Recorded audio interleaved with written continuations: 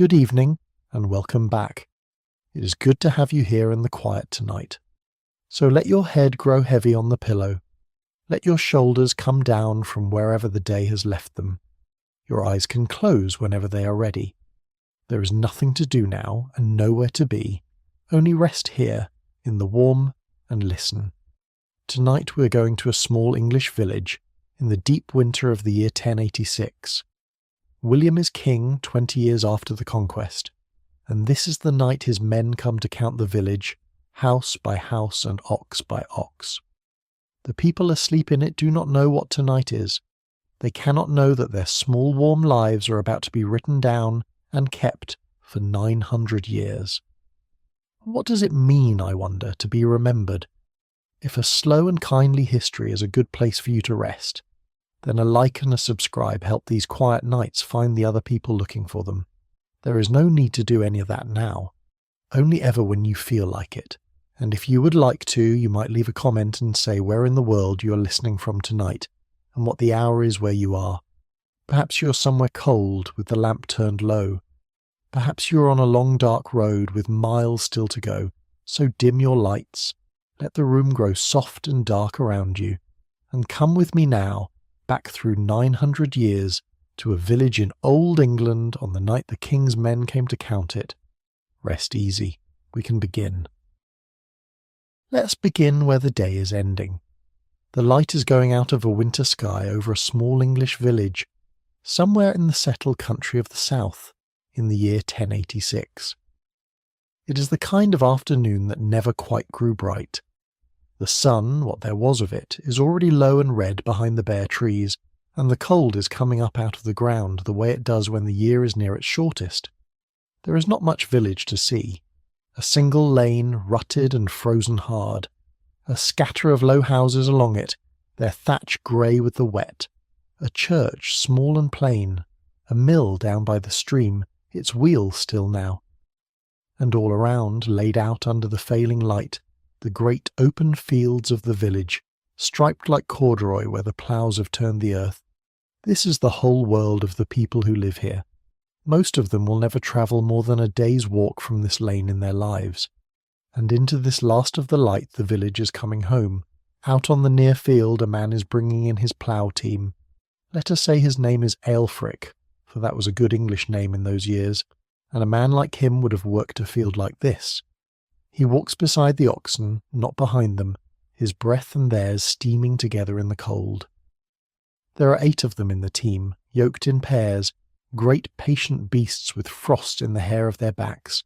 8 oxen to pull one plough through heavy winter clay. They are the most valuable thing this village owns, worth more than any house in it, and the whole year turns on their slow strength. Watch how gently he brings them in. There is no hurry left in the day. The ploughing is done for now, the last of it finished before the light failed, and the oxen know the way home as well as he does. He speaks to them low as they go. The old words a ploughman uses, more sound than sense, and they lean into the yoke and haul the empty plough up the lane toward the warm. Everywhere you look, the same coming in is happening. A boy drives a few cows down from the common pasture, slapping their flanks with a hazel switch. A woman carries 2 wooden pails on a yoke across her own shoulders, water from the well, swaying and careful not to spill on the ice. An old man leans on the churchyard wall and watches it all, too old now for the fields, wrapped in a hood against the cold. The animals come in first because the animals matter most. The 8 oxen are led into the byre, or into the low end of the houses where beasts and people live under one roof. They are watered from the trough, and given what fodder there is, hay saved from the summer, and they settle onto the trodden floor with a great deal of breathing and shifting. The cows come in after them. The hens are shooed into their corner and shut behind a hurdle against the fox who is out there somewhere in the dark, patient and hungry. Then the things the household will need before morning are gathered in, so that no one has to go out again into the cold and the dark once the door is shut. Water is carried from the well and set by the fire. Firewood is brought in from the store and stacked where it can dry a little, close to the hearth. Kindling is checked. A man does not want to be feeling about in a frozen woodpile at first light with the fire gone cold behind him. So it is done now, while there is still a little grey in the sky to see by. Ælfric sees to his oxen last, as a good ploughman does. He runs his hand down a foreleg, checks a hoof, pulls a burr from a flank. These 8 beasts are his livelihood and the village's, and he tends them the way you would tend something you could not afford to lose.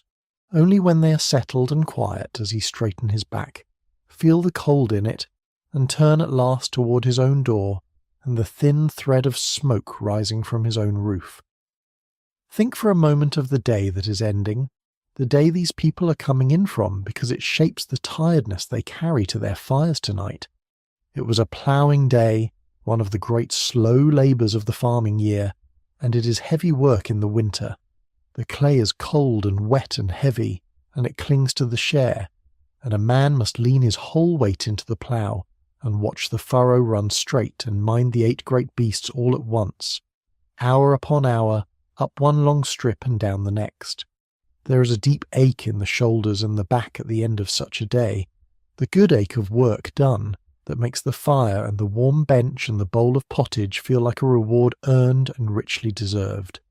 Look out over the fields while there is still a little light to see them by, because they are laid out in a way that tells you almost everything about how these people lived. The land is not fenced into the neat separate farms we know. It is open, 1 or 2 or 3 vast fields shared by the whole village, and each of those fields is divided into long narrow strips. A family does not hold 1 block of land, but a scatter of these strips, spread up and down the fields, some on the good ground and some on the poor, so that the fortune and the misfortune of the soil are shared out fairly among them all. From here in the dusk you can just make them out. The whole hillside ribbed and striped where the ploughs have gone, the fresh furrows dark and faintly shining, the old grass paths pale between them, and listen to the sounds of this hour, for they are the sounds of a whole village doing the same thing at the same time.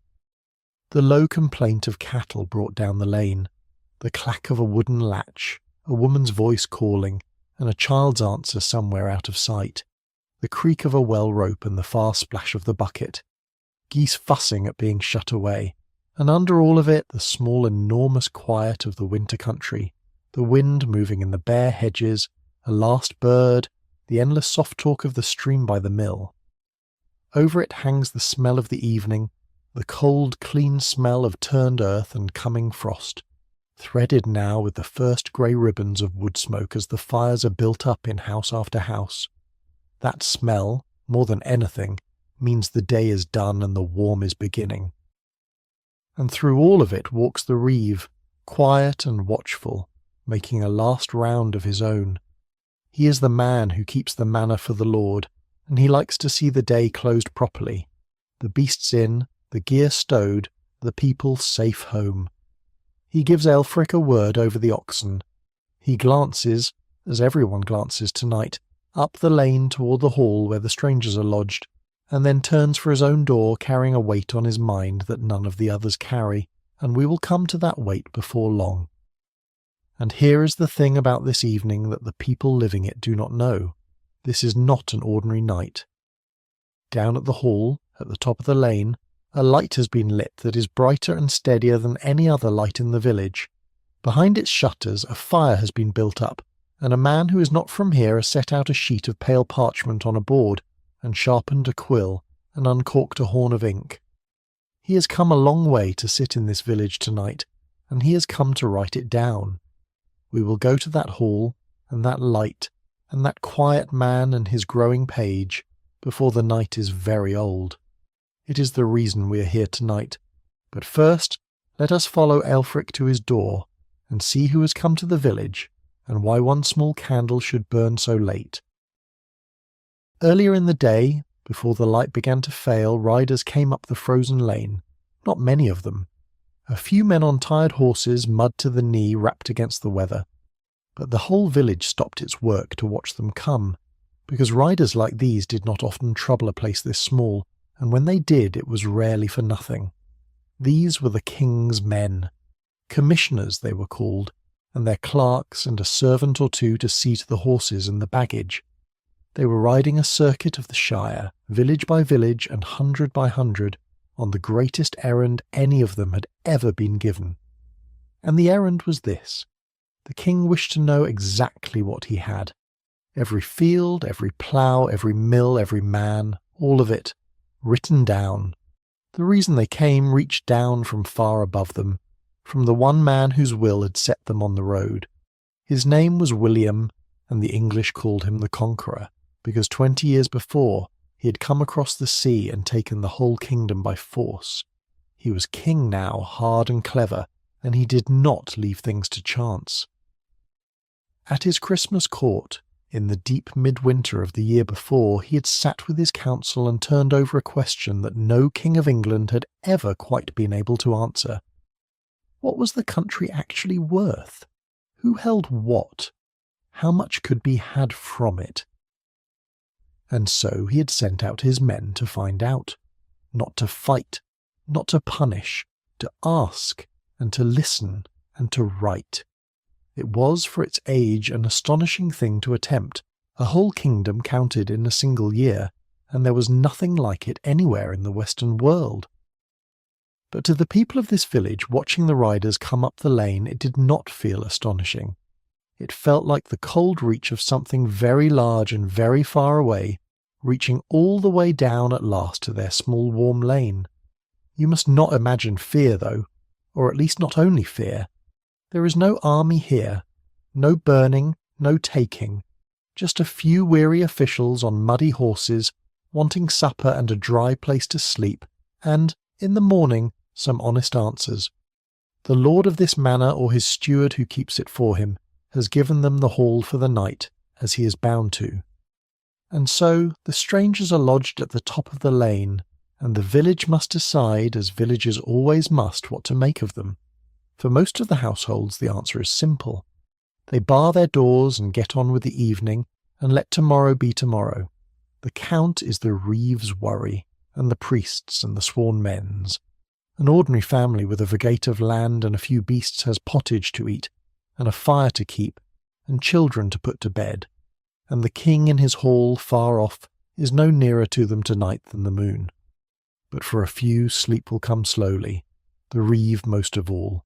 He is the man the village chose to manage the lord's land and answer for the manor, and tomorrow it is he who must stand before the king's men and tell them the truth of this place, how many hides it is reckoned at, how many ploughs work it, how many villeins, how many cottages, how many souls, what it was worth in old King Edward's day, and what it is worth now. He carries all of that in his head, the way men carried everything in those years, because almost no one could read, and there was almost nothing written down. Tonight, quietly, by his own fire, he is going over it, and over it again. And up in the hall the clerk has already begun. He does not wait for the morning to start his work. There is too much of it, and the circuit is long, and the winter days are short. So while the light drains out of the sky and the village comes in from the fields, he sits at his board in the one warm bright room in the whole place, and by the light of a good candle he rules his lines and trims his quill, and waits for what the day's other villagers have given him to be set in order. He is, without knowing it, the most important person in the village tonight. Not the lord who is elsewhere, not the commissioners who will ride on tomorrow and forget this lane entirely. This quiet clerk with his ink and his careful hand is the one who will make this village last.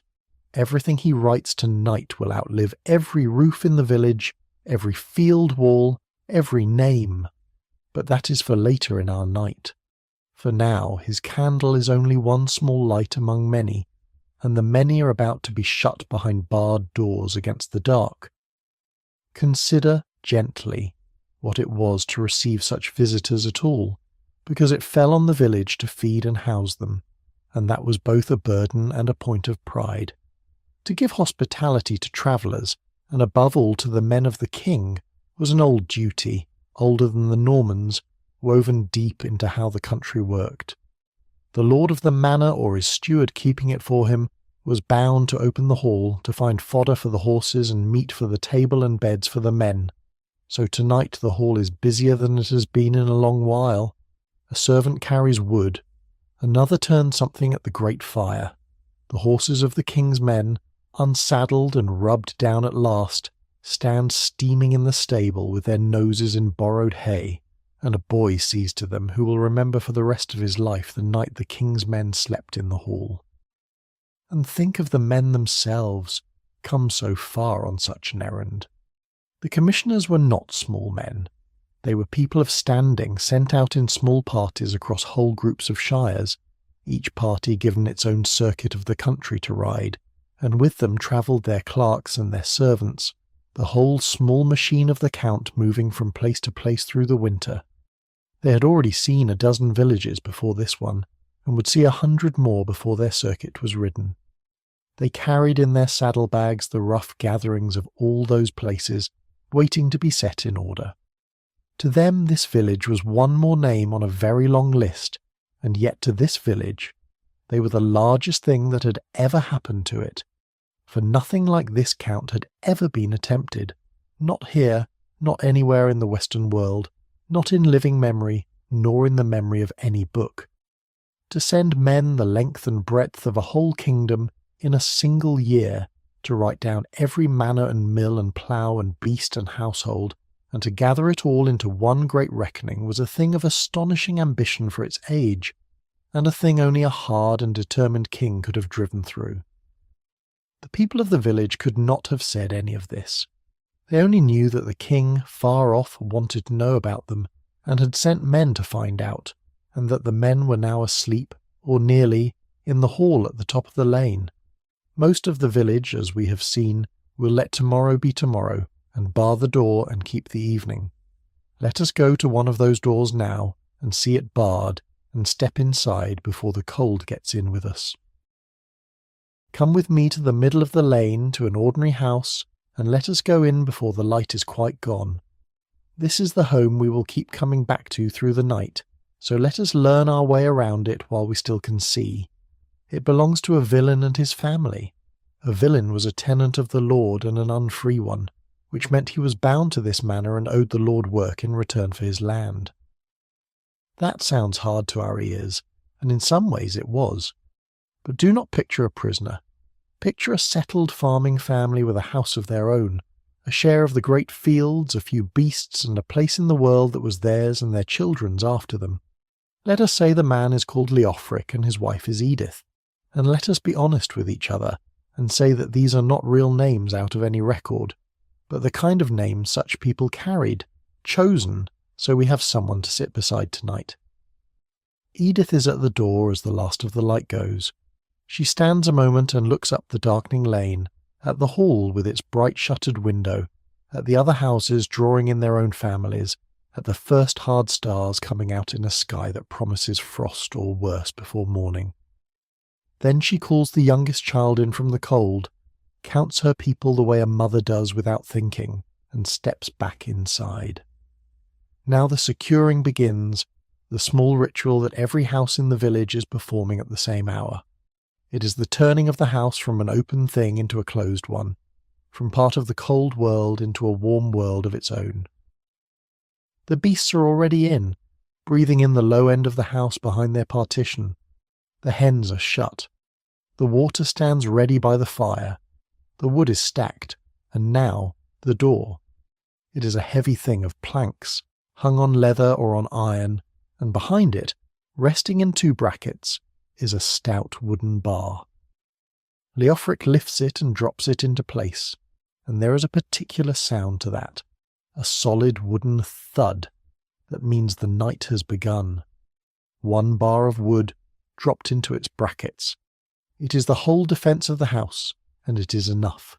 It keeps out the wind, and the cold, and the fox, and whatever the mind puts into the dark beyond the walls when the candle is low. With the bar down, the house changes.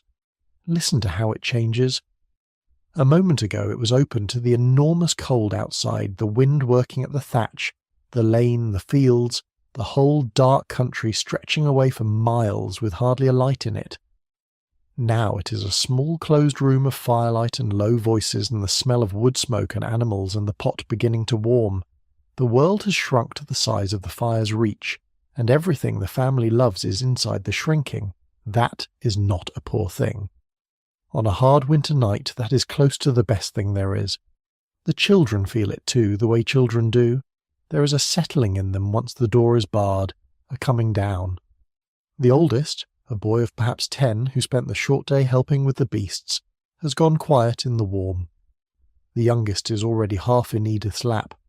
In the low end of the house, one of the oxen shifts its weight and blows out a long breath, and the sound of it, that great slow animal breathing, is one of the most comforting sounds in the whole world of this village, and it goes on all night, just beyond the partition, warm and patient and near. Somewhere up the lane, faintly, you might hear the same thing happening at every other door. A bar dropped, a dog told to be quiet, a mother's voice calling a last child in. House by house, the village is closing itself against the dark and gathering itself round its fires. And at the top of the lane, alone in being different, the one bright window of the hall stays unshuttered a little longer, because the man inside it is not ready yet to stop. There is more to the securing than the door, and it is worth watching all of it, because it is the same in every house, and it is one of the oldest comforts people have. The shutters go across the few small window openings, for there is no glass here, only a hole in the wall that lets in light by day and must be closed against the cold and the dark by night. A wooden shutter, or a board, or a stuffed hurdle of straw is fitted into place, and now the wind that was finding its way in cannot. The gaps around the door are seen to. A cloak or an old cloth may be laid along the foot of it against the draught that creeps along the floor. Edith stands a last moment before the shutter goes up, and reads the sky the way country people always could, from long looking. A ring around the moon, if the moon is up. The feel of the air, damp or dry. The way the smoke rose from the roofs, straight or flattened. From such small signs she knows, near enough, what the night will bring, frost hard and clear, or the heavy grey that means snow. Tonight the air has the still, deep cold that comes before snow, and she thinks there will be white on the thatch by morning, and is glad the wood is in and the beasts are close. Then the shutter is closed and the house is whole. Feel how complete that is. A moment ago the room was open at its edges to the vast cold outside, the lane, the fields, the miles of dark country. Now every gap is stopped, every opening closed, and the only ways left between the warm inside and the cold outside are the bar of the door, which will not lift till morning, and the slow blue thread of smoke feeling its way out through the roof. The house has become a sealed warm vessel, floating through the winter night with all its small precious cargo of people and beasts and fire safe inside. The dog knows the ritual too, and takes his place by the hearth once the door is barred, turning 3 times and dropping down with a sigh, one ear still half awake for the fox and the badger and whatever else moves in the dark beyond the walls, though nothing that moves out there can trouble the family now. There is a particular peace that comes over a house at this moment, a settling of everyone in it, people and beasts and dog alike, a shared and wordless knowledge that the day is done, the world is shut out, and the long, safe, warm hours have begun. We will get to him. But first, now that we are safely inside and the bar is down, let us really look at the house itself, at the very walls and roof that are keeping this family warm tonight, because they are a wonder in their own quiet way, and they are older and cleverer than they look. Stay a while in the doorway of Leofric and Edith's house, before we go and sit by the fire, and let your eyes get used to the dimness. There is not much light. There is the red of the hearth in the middle of the floor, and whatever grey still leaks in around the shutter, and soon there will be a small flame or two besides. By that light, let us see what kind of place is keeping this family through the winter night. It is not large. One long room, mostly, low under a steep roof, with the family's living space at one end and the beasts at the other, divided by no more than a low partition of wattle. A house like this was called a longhouse, and there were good reasons for its shape. The beasts gave their warmth to the people, and the people kept an eye on the beasts, and on a night like this, with the cold pressing at the walls, having the great warm bodies of the oxen just there, on the other side of a hurdle, was worth more than any amount of fine building. Feel the walls. They are made of what the land gave. A frame of timber, oak posts set into the ground or onto low stones, and between the timbers a weave of thin sticks, and over the sticks a thick daub of clay and straw and dung, worked together by hand and smoothed and left to harden. Wattle and daub, we call it now. It sounds crude. It is not. Those walls are thick, and they hold the day's warmth, and they keep out the wind, and a house built well like this could stand for a lifetime and shelter 3 generations. If the family could manage it, the daub was lime-washed pale, so that even in the dark the walls held a little glow. Look up, into the roof. This is where the eye goes on a winter evening, because the roof is where the smoke lives. There is no chimney. The fire burns on the floor in the middle of the room, and its smoke rises straight up and gathers under the roof in a slow blue layer, and finds its own way out through the thatch and through a gap left high in the gable. That is why, when you look up, the underside of the thatch and the great roof timbers are black and glossy, cured by years of wood smoke like a side of bacon. The whole house smells of it, that sweet, sharp, resinous smell of a wood fire that has burned in one place for a lifetime. It is in the thatch and the timber and the wool of everyone's clothes and the hair of the children. To us it might catch the throat at first. To them it is simply the smell of home, the smell of being warm and inside and safe. Under your feet is the floor, and the floor is the earth itself, beaten hard and smooth by generations of bare and shod feet. It is swept and strewn here and there with fresh rushes or a little straw, which are gathered up and thrown out when they grow foul and replaced with clean. It is cold, that floor, and the cold comes up through it, which is one reason the fire is kept always burning and the beds are kept off the ground and heaped with wool. There is not much furniture, and what there is has been made by hand and mended many times. A trestle table, boards on a frame that can be taken down and stood against the wall, a bench or two, a few stools, a great chest, the most valuable piece in the house, where the best cloth and the few precious things are kept, and which serves as a seat besides. Pots of clay and one good pot of iron, wooden bowls and horn spoons, a distaff and a spindle for the wool, tools by the door, and up under the eaves or on a shelf the small stores that will feed the family through to spring, the cheeses, the salt bacon, the dried peas and beans, the grain in its bin. This one long room, and its beasts and its fire and its stores, is the whole of the family's world for the night and for most of the winter. It measures, in land, a vergate. About 30 acres of the great fields scattered in strips up and down the parish is what a villain like Leofric held of the Lord, and it was reckoned enough to keep a household. 30 acres, and this house, and 8 shared oxen in the plough team, and a place in the village that his father held before him.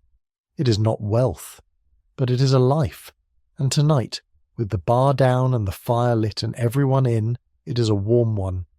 A house like this was not bought, and it was not built by hired strangers. It was raised by the family and their neighbours together, out of the wood and clay and straw of the place itself, in the way that things had always been made here. The great timbers were the bones of it, oak most likely, cut and shaped and raised by many hands, for a heavy frame is more than one family can lift alone.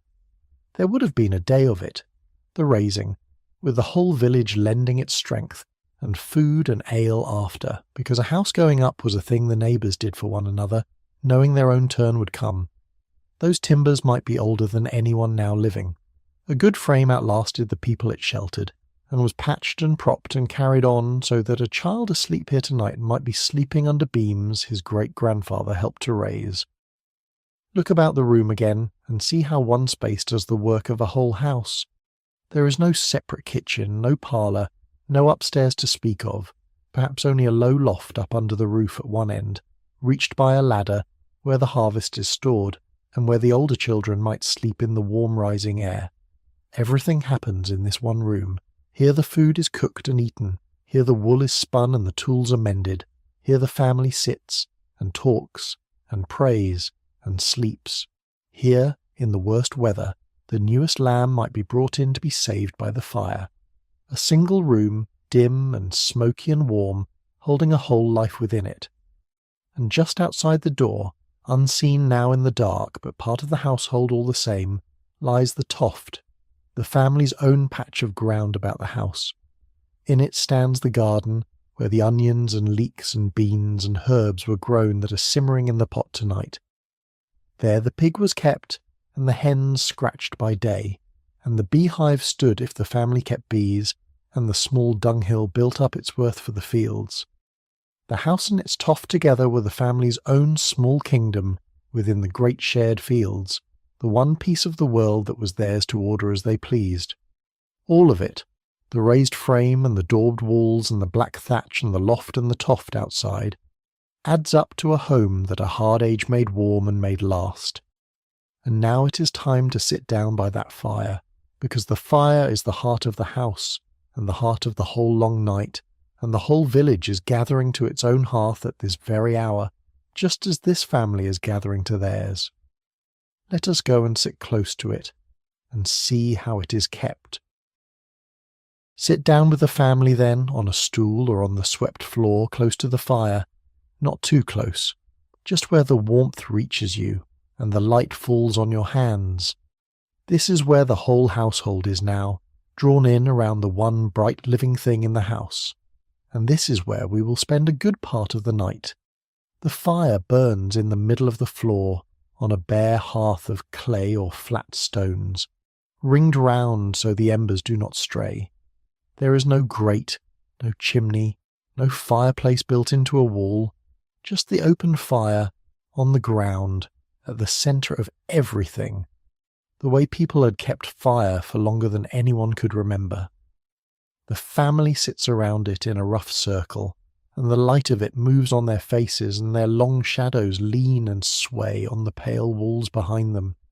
A fire like this is not lit and left.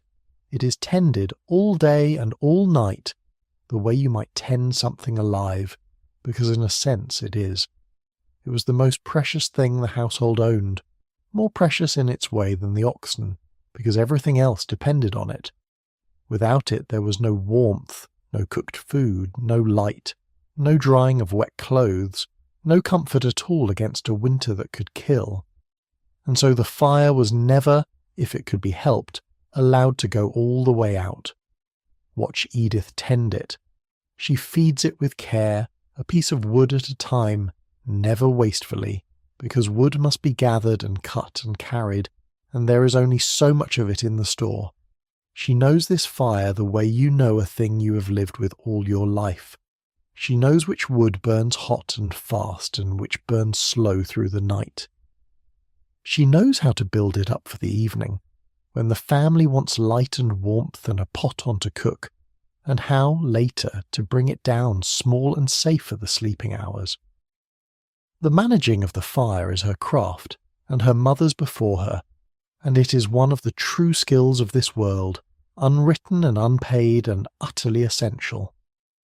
There is a rhythm to it that is very old and very calming. A log settles, and a shower of sparks goes up toward the black roof and dies. A knot in the wood pops. The flame leans one way then another as the draught moves. The heat comes off it in a steady breath, and you turn your hands to it, and your face, and the cold that was in your bones from the field or the well or the frozen lane slowly, slowly lets go. This is the warm centre that the whole household is built around, and not only for its heat. The fire is where the family gathers. It is where the food is made and the stories are told and the day is talked over and the children fall asleep. It is the one place, on a night like this, where everyone wants to be. Up and down the lane, in every one of those closed and barred houses, the same thing is true. Each family is a small ring of faces around its own low fire, and each fire is the same red heart, keeping its own people through the same long dark. Think what it took in this world to make fire at all, and you will see why it was never lightly let go. There were no easy flames to be had. To start a fire from cold meant flint and steel, A spark struck again and again into a nest of dry tinder, char cloth or dry moss, or the fluff of certain plants saved for the purpose, and then the slow patient coaxing of that first faint glow into a flame, blown gently, fed with the finest shavings, nursed up little by little until it could take a proper stick. On a raw morning with cold hands, it could take a long while and try a person's patience sorely. Far better, far easier, far kinder to keep the fire alive from one day to the next, and never let it die at all. And so the keeping of the fire became one of the deep habits of the house, a thing done without fail, morning and night, all the year round. Around the fire are gathered the tools of its long service. The great pot, of course, and the iron cauldron, and the chain or the adjustable hook they hang from, the pot able to be raised for a gentle simmer, or lowered into the heat for a hard boil. A pair of tongs or a poker, blackened and worn. A stone or a low ledge at the side where things are kept warm, and spread about it drying the wet gear of the day, boots stuffed with straw and set near the warmth, a sodden cloak hung to steam, mittens laid out, so that by morning what was soaked through is dry again, and ready for another day in the cold. The fire does 100 jobs at once, and does them all night, without complaint. There is often a cat somewhere in the scene, curled as close to the warmth as it dares, earning its place by keeping the mice from the grain, and there is the dog on the other side, and between them, in the best of the heat, the smallest child or the oldest woman. The fire ranks the whole household by need, the youngest and the eldest and the weariest nearest, and no one begrudges it. To be given the warm place by the fire was a small daily kindness, offered without a word in every house, every night, and the fire was company too, not only warmth and work. Watch it a while and you see why people have always loved a fire. The flame is never quite still, always moving, leaning, sinking, flaring, a living thing to rest the eyes on when the talk falls quiet. It throws its soft moving light on the faces gathered round, and gives the room its only colour in the dark, the red and the gold, and it makes the shadows sway gently on the pale walls. A person could sit and watch a fire for an hour and want nothing else, the way you might watch the sea and feel the day's cares loosen and drift up and away with the smoke. In a hard world with few comforts, the simple animal comfort of sitting by a living fire was one of the deepest and freest there was, given equally to the poorest cottage and the greatest hall. The fire was so central that it stood, in a way, for the household itself. And far off at the top of the lane, in the hall, there is a fire too, built up bigger than these, and beside it that one steady candle and a man bent over a page. We will go there, but the family's fire has a pot hanging over it now, and the pot has begun to send out a smell that is filling the whole warm room, and no one who has come in cold and hungry from a winter's day can think of anything else once that smell begins. So let us stay by the fire a little longer, and see what is in the pot, and eat. Over the fire hangs the pot, and the pot is the centre of the evening meal, because in a house like this almost everything good to eat came out of one pot. It hangs from a chain or an iron hook, or it sits close in among the embers on its own 3 legs, and it has been there for hours since the afternoon, murmuring to itself. Inside it is pottage. If you have never met the word, it is the great everyday food of these centuries, the thing that more people ate more often than anything else, for longer than England has been called England. It is, at heart, a thick soup of grain, and whatever else the household has, simmered slow and long until it is soft and warm and filling. Tonight in Edith's pot there is barley and oats and dried peas and beans from the store, softened all afternoon. There are onions and leeks and a little cabbage and some green herbs, dried, from the small garden plot by the house that they called the Toft. And because the family has been careful and the winter is not yet at its hardest, there is a little salt bacon in it too, cut small, giving up its fat and its savour to the whole pot. It is cooked down thick. You could almost stand the spoon in it. And the smell of it, The grain and the onion and the smoky bacon has been building in the warm room all through the securing of the house, until now, when it is ready, it is the most welcome thing in the world. With the pottage there is bread. Not the soft white bread we know. This is dark, heavy, close bread, made of whatever grain the household had, barley or rye or a mixture they called maslin, ground at the village mill and baked hard so that it kept. It is the kind of bread you tear rather than slice, and it is made to be dipped and softened in the pottage, and it sits in the belly and stays there and does its work through a long cold night. And to drink there is ale, weak, cloudy, home-brewed ale, made from barley in the house by Edith herself, as women made it in every house, because it was safer than most water, and it was food as much as drink. Everyone drank it. The children too watered down. It was small and mild and a little sweet and a little sour, and it went with everything, and there was almost always some in the house. Now watch the family eat, because the eating is one of the warmest scenes this whole night will give us. They gather in close to the fire with their wooden bowls. Edith ladles the pottage out, the best of it, the bacon and the thickest part, going to the children and to the man who worked the field. They eat with horn spoons and with torn bread and with their fingers. They do not say much. They are tired and they are hungry, and the food is hot and there is enough of it, and on a winter night in a hard world, hot food and enough of it, shared by your own fire with your own people, is a kind of quiet happiness that needs no words at all. The youngest child eats half a bowl and falls asleep leaning against her mother, spoon still in her hand. The boy who tended the beasts eats like the growing thing he is, and mops his bowl with the last of his bread, and sighs.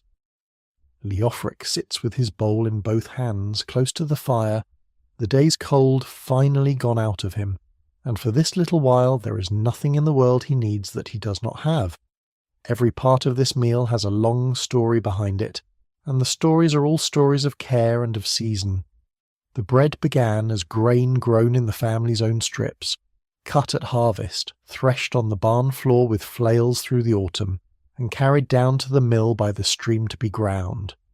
The mill mattered. It was one of the things the king's men in the hall would count tonight, for a mill was worth good money, and the lord took his share of every sack ground there. The flour came home, and the dough was mixed and kneaded and left to rise by the warmth of the fire, and baked hard on the hearthstone or in a small clay oven, and it had to last, so it was made heavy and close and strong. The ale had its own long making. Edith brewed it herself, as women did, from the barley of the fields, malting the grain by wetting it and letting it sprout and drying it, then mashing it in hot water and letting the sweet liquor work until it turned to ale. It was small and mild and cloudy and did not keep long, so there was a rhythm to the brewing, a fresh batch every week or so, and the whole village drank its own. It was food and drink and comfort all at once, and it warmed the evening without ever being strong enough to trouble it. And the little bacon in the pot carried the memory of the autumn in it. In the shortening days before winter, the pig that had rooted all summer in the toft and the wood was killed, and almost none of it was wasted, and the meat was salted down hard and hung to keep the household in savour through the cold months when little else could be had. So a few pieces of that pig, saved and rationed, went into the pot on winter nights like this one. A small taste of the autumn's plenty spun out to last till spring. To eat it was to eat the year itself, carefully kept. There are no fine manners at this table, and none are wanted, but there is a deep courtesy in it all the same, the courtesy of sharing. The best of the pot goes to the ones who need it most, the children and the man worn from the field. No one takes more than their share. The old woman is served, and the guest, if there were one, would be served first of all. It is the plain good manners of people who have known scarcity and know the worth of food, and it makes the meal, however simple, a kind of quiet ceremony of belonging. Up the lane, the same meal is being eaten in every house, near enough. And in the hall, the king's men are being given something finer, meat perhaps, and wheat bread, and wine, because a hall feeds its guests better than a cottage feeds itself. But the difference is smaller than you might think on a winter evening. The commissioner in the hall and the villain by his fire are both, at this hour, doing the same simple and ancient thing. They are warm, and they are fed, and the dark is shut outside, and that is enough. The bowls are wiped and set aside. The pot is moved back from the fiercest heat. And now, in the little time before sleep, the family will want to make the evening last a while, and for that they will need a little more light than the fire alone can give. So they reach for the small lights of the evening, the humble, precious, flickering lights that let the poor of this world steal an hour of wakefulness from the winter dark. Let us look at those lights next, because there is more tenderness in them than you would think. When the meal is done and the fire has burned down a little from its cooking heat, the room grows dimmer, and if the family wants to sit up a while and do the small tasks of the evening, they will want a little more light. And here we come to one of the quietest truths of this whole world. Light after dark was precious, and it was dear, and it was never wasted. Think for a moment how strange that is to us. We touch a wall, and a room fills with light, and it costs us so little we never think of it at all. For Leofric and Edith, every scrap of light after sundown had to be made and paid for, in labour or in coin, and so light was rationed the way we might ration something rare. The evening was short partly because the light was short. When the light ran out, the evening was over, and it was time for bed. The poorest and commonest light in a house like this was the rushlight, and it is a lovely, humble, clever thing. In the summer, the women and children gathered rushes from the wet ground by the stream.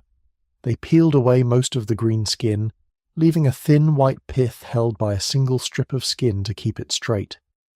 They dried these, and then drew them through hot fat, the skimmings and scraps of grease saved from the cooking, so that the pith soaked the fat up like a wick. And that was a rushlight. A peeled rush, soaked in kitchen grease, cost almost nothing but the gathering and the care. You set it in a simple iron holder, a little pincer on a stand, gripping the rush at an angle, and you lit the end. And it gave a small, low, moving flame, no bigger than the top of your thumb, and by it you could see a face across the room, or your hands at their work, or the way to the bed. A good long rushlight burned somewhere between a quarter of an hour and a full hour, depending on its length and its fat, and so lighting one was a way of measuring the evening. One rush, and then perhaps one more, and then it was time to sleep. When people said an evening was 2 rushlights long, everyone knew what they meant. For those with a little more, there were candles of tallow made of rendered animal fat, mutton or beef, fat boiled and strained and set around a wick. Tallow gave a better, steadier, brighter light than a rushlight, and it lasted longer, but it cost more, and it smoked, and as it burned it gave off the smell of the kitchen, of old fat, which no one minded much because everything smelled of something in those years. Tallow candles were for the households that could afford them, and even they used them with care. And then there was the finest light of all, the candle of beeswax, clean and pale and sweet-smelling, that burned bright and steady and did not smoke or stink. Beeswax was expensive, and so beeswax candles were for the church, where they burned before the altar, and for the hall, where a lord might have them. An ordinary family might go their whole lives without ever burning one. Which brings us again to the one strange light in the village tonight. For up at the top of the lane in the hall the clerk of the king's men is burning a good candle, tallow or even wax, and burning it late, long past the hour when every cottage has put out its last poor rush and banked its fire and gone to the dark. His is the one extravagant light in the whole place. If you stepped outside into the frozen lane and looked up toward the hall, you would see it. That single, steady glow behind the shutter, the one waking light while all the rest of the village sinks towards sleep. We will go and stand at his shoulder before long and see what is worth burning so much good light for. The making of the rushlights was itself one of the small labours of the year, and a gentle one, and it fell mostly to the women and the children. In the late summer, when the rushes stood tall and green in the wet ground, they were gathered by the armful and carried home. Then came the peeling, a delicate, patient task done by firelight on long evenings, stripping away the green skin with a thumbnail and leaving just the soft white pith held straight by one thin ribbon of skin. The peeled rushes were dried, and then, on the day of the dipping, drawn through a pan of hot fat, the grease saved carefully from every cooking, so that nothing was wasted and the light of the winter was quite literally rendered out of the meat of the year. A household would make many at a time and store them flat, ready, a small hoard of evenings laid by against the dark, and there was a great deal of dark to lay them by against. Think how long the winter nights were, with no way and no wish to hold them off. In the depth of the year the sun was gone by the middle of the afternoon, and did not return till well into the morning, and the hours of darkness stretched long, far longer than the hours of work the light allowed. People did not fight this. They lived by it. They rose with the light and slept with the dark, and in the long winter nights they slept long more than we do. The night was not something to be got through as quickly as possible. It was simply the larger half of the winter day, given over to rest and lit, when it was lit at all, by the smallest and most carefully kept of flames. So the little rushlight in its iron holder is a precious thing, and it is treated as one. It is lit only when there is a reason, and it is watched, and when the tasks are done it is pinched out without a second thought, because there is no sense burning light for nothing. To us, who never think of light at all, there is something almost tender in that care, in a family measuring out its evening by the length of a burning rush, taking just an hour of made light from the great free dark and no more. But not yet. For now the family has lit a single rush, and by its small flame they have taken up the quiet handwork of the evening, and there is a great deal of gentle comfort in watching hands at work by firelight. So let us watch. By the light of one small rush and the red of the fire, the family settles into the last waking hour of the day, and it is filled, as such hours always were, with quiet work done by hand. Nobody in this house is idle in the evening, but nobody is hurried either. The work of the evening is soft work, the kind you can do half asleep, the kind that keeps the hands busy while the mind drifts and the body rests. Watch Edith. She has taken up her spindle. In one hand she holds the distaff, a stick wound about with combed wool, pale and soft as a cloud. From it she draws out a thread, twisting it fine between her fingers, and lets it wind onto the spindle, a weighted stick that turns and turns, hanging and spinning, drawing the wool down into yarn. She has done this so many thousand times that her hands need no watching. She could do it in the dark. She talks, and tends the child, and glances at the fire, and all the while the spindle turns and the thread grows, and the wool on the distaff slowly goes down. This is one of the great unseen labours of this whole world, and it belonged to the women, always.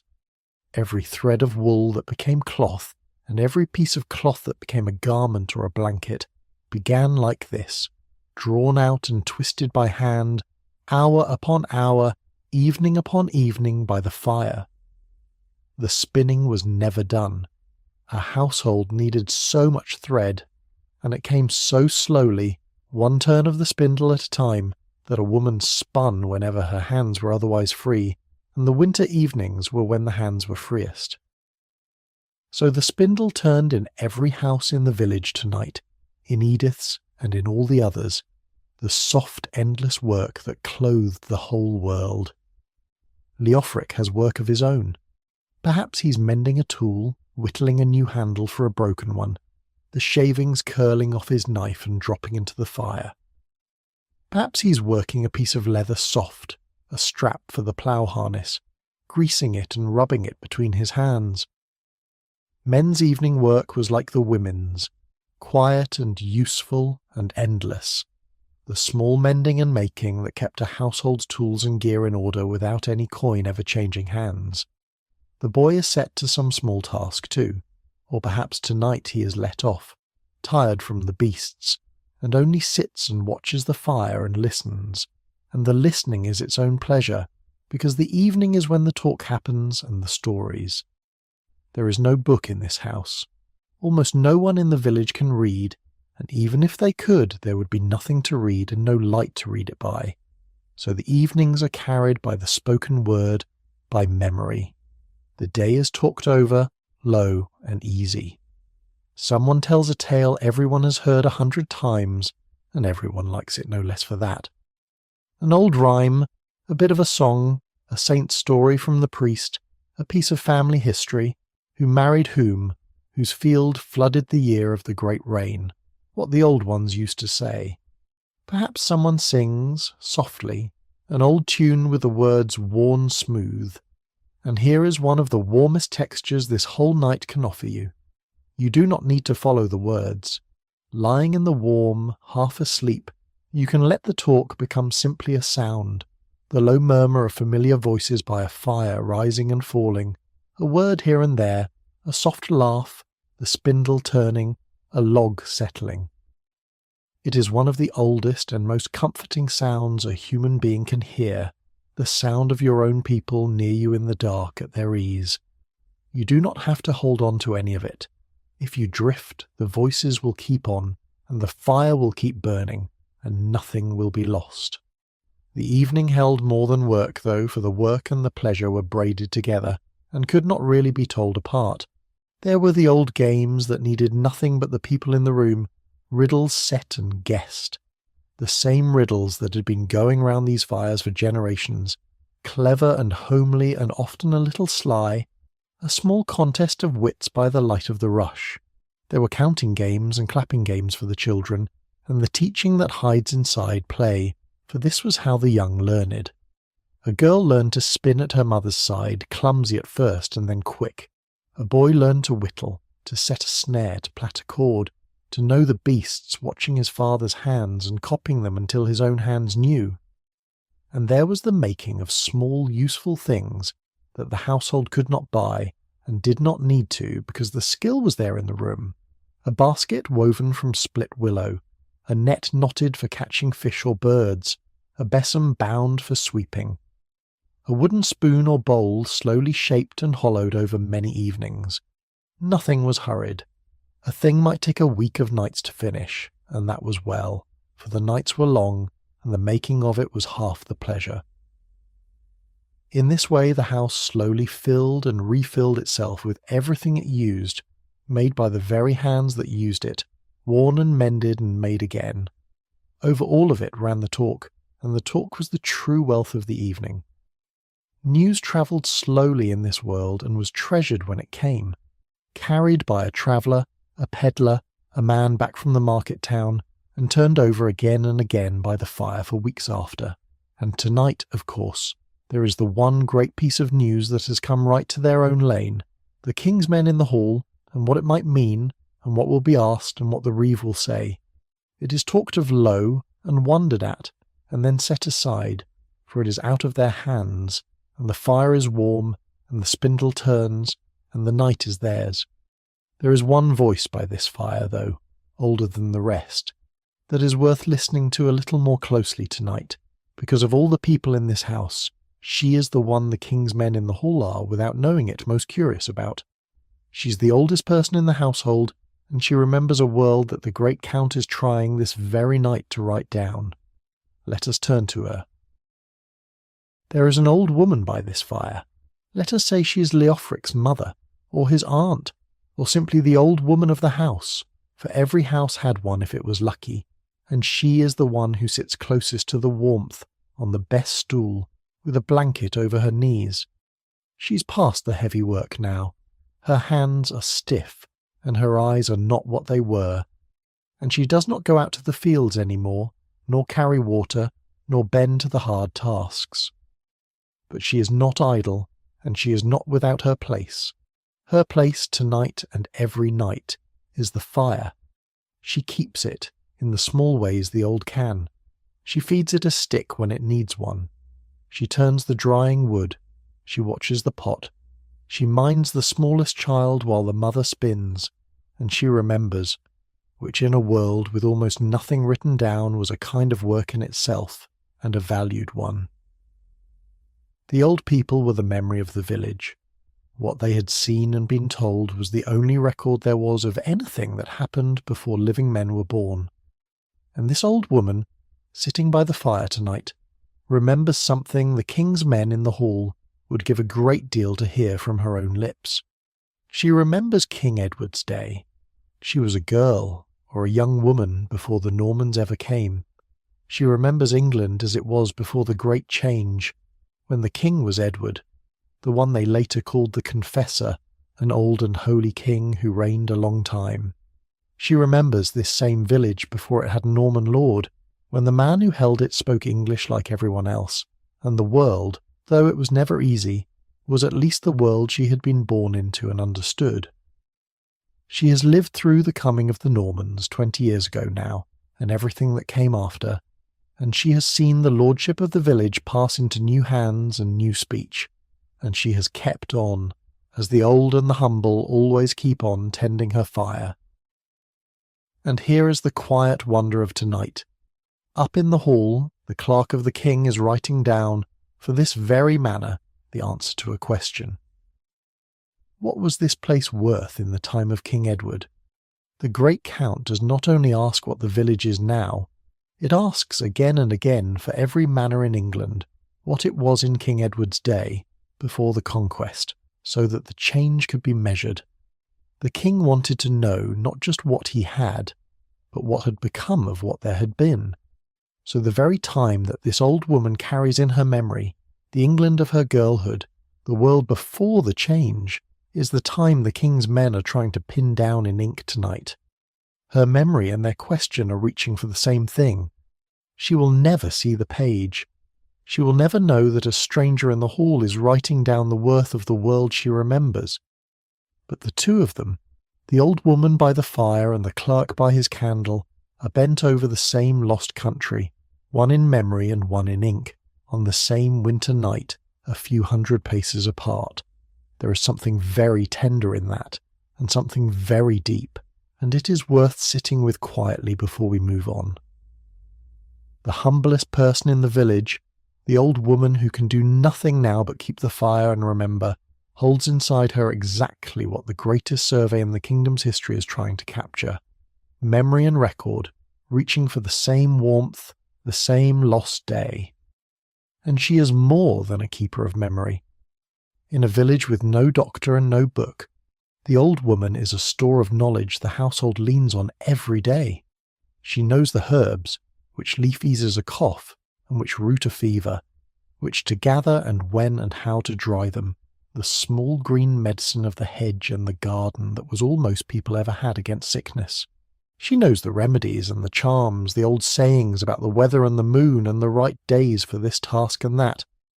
She has brought babies into the world and laid the old out of it, and sat up with the sick, and she carries in her the accumulated wisdom of a long life of watching and doing, passed to her by the old women who went before and passed on by her in turn to Edith and the girls. It is a kind of library, this old woman by the fire, though not one page of it was ever written. She has seen great change in her time, more than most ages ever see. She remembers when the Lord and everyone above her spoke the same English she does, and now the Lord and his kind speak the Norman tongue, and there are French words creeping into the very speech of the village, and new masters in the old halls. She has seen hard years, the lean times after the strangers came, and she has seen the slow mending since. And yet, sitting here tonight, what strikes one most is not how much has changed, but how much has not.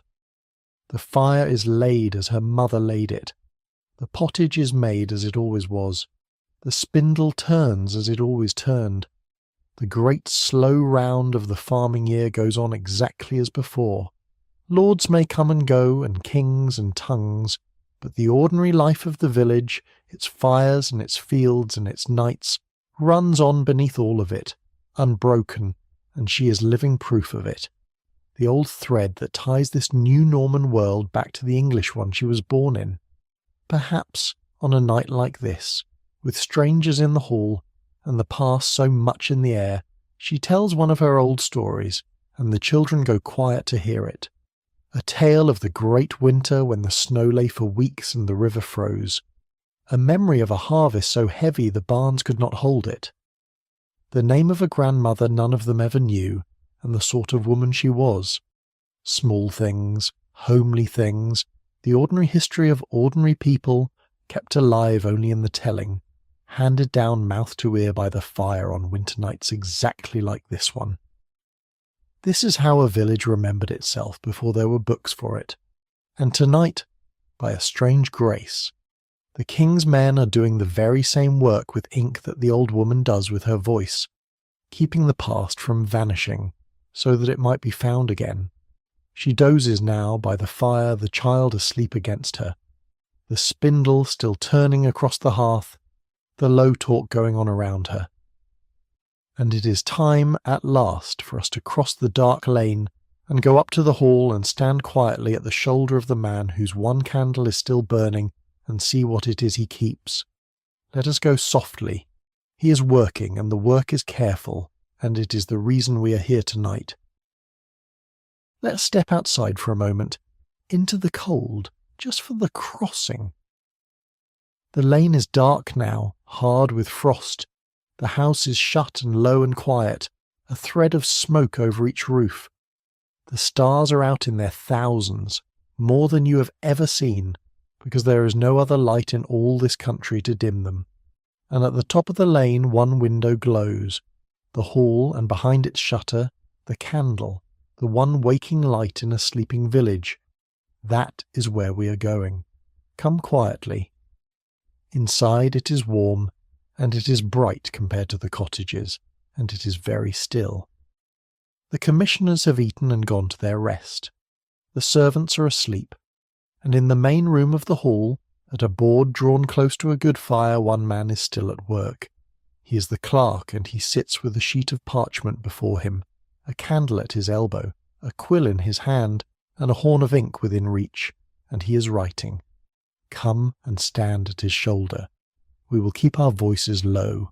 He cannot hear us, and we will not disturb him, and there is a great deal to learn from simply watching his hands. Watch how he writes. It is slow, careful, practiced work. The parchment is made of skin, scraped and stretched and smoothed, pale and faintly translucent in the candlelight, and it is precious, and he wastes none of it. His writing is small and tight and even, brown ink laid down in neat lines, in Latin, and full of the little marks and short forms that a trained clerk used to save space and time. He forms each entry to a pattern, the name of a manor, then the facts of it, in their fixed order packed close, then the next manor, line by line, place by place, the page fills. He is not making it up as he goes. He is setting in order what was gathered, the sworn answers the villagers of this district gave when they were called before the king's men and put on oath. All day, and on the days before, the reeves and the priests and the sworn villagers of one place after another have stood and told the truth of their manners, and it has been taken down in rough notes, and now, in the quiet of the night, the clerk is drawing it together into fair ordered lines that can be carried away and copied and kept. And think what it means that he can do this at all. In this whole village, this stranger by his candle is very likely the only person who can read and write with ease. The reeve cannot. The priest can stumble through enough Latin to say the Mass, and no more. The Lord himself may barely sign his name. In a world that ran almost entirely on memory and the spoken oath, the man who could take the spoken word and fix it, make it stay, make it last beyond the life of the one who spoke it, held a rare and quiet power. He is holding it now, by candlelight, over this small place. Here is a thing worth carrying with you into sleep tonight, the great book that all this writing was gathered into, the finished record of most of England, was in the end written out almost entirely by a single hand. One clerk, one scribe, whose name we do not know, sat and copied the reckoning of a whole kingdom into one great volume, in one small even script, page after page after page. One man, one candle, one book, holding the count of all England. The clerk in our hall tonight is one of the gatherers whose work fed that book, one of the hands that kept the record moving toward that single hand and that single volume. He works on. A moth or the memory of one turns at the candle. The fire settles. Outside the village sleeps, unknowing, all its fires banked low, all its people down in the warm dark, and not one of them awake to see that their small lane is, at this very moment, being written into permanence by a tired man they will never meet. The old woman remembers King Edward's day by her fire. The clerk writes King Edward's day into ink by his candle, and the page grows. Let us dwell a moment on the very stuff of his work, the parchment and the ink and the quill, because they are humble and they are marvellous. The parchment is skin, sheepskin most likely, scraped clean of hair and flesh, soaked and stretched on a frame, pared down thin and smoothed with pumice until it takes the ink cleanly.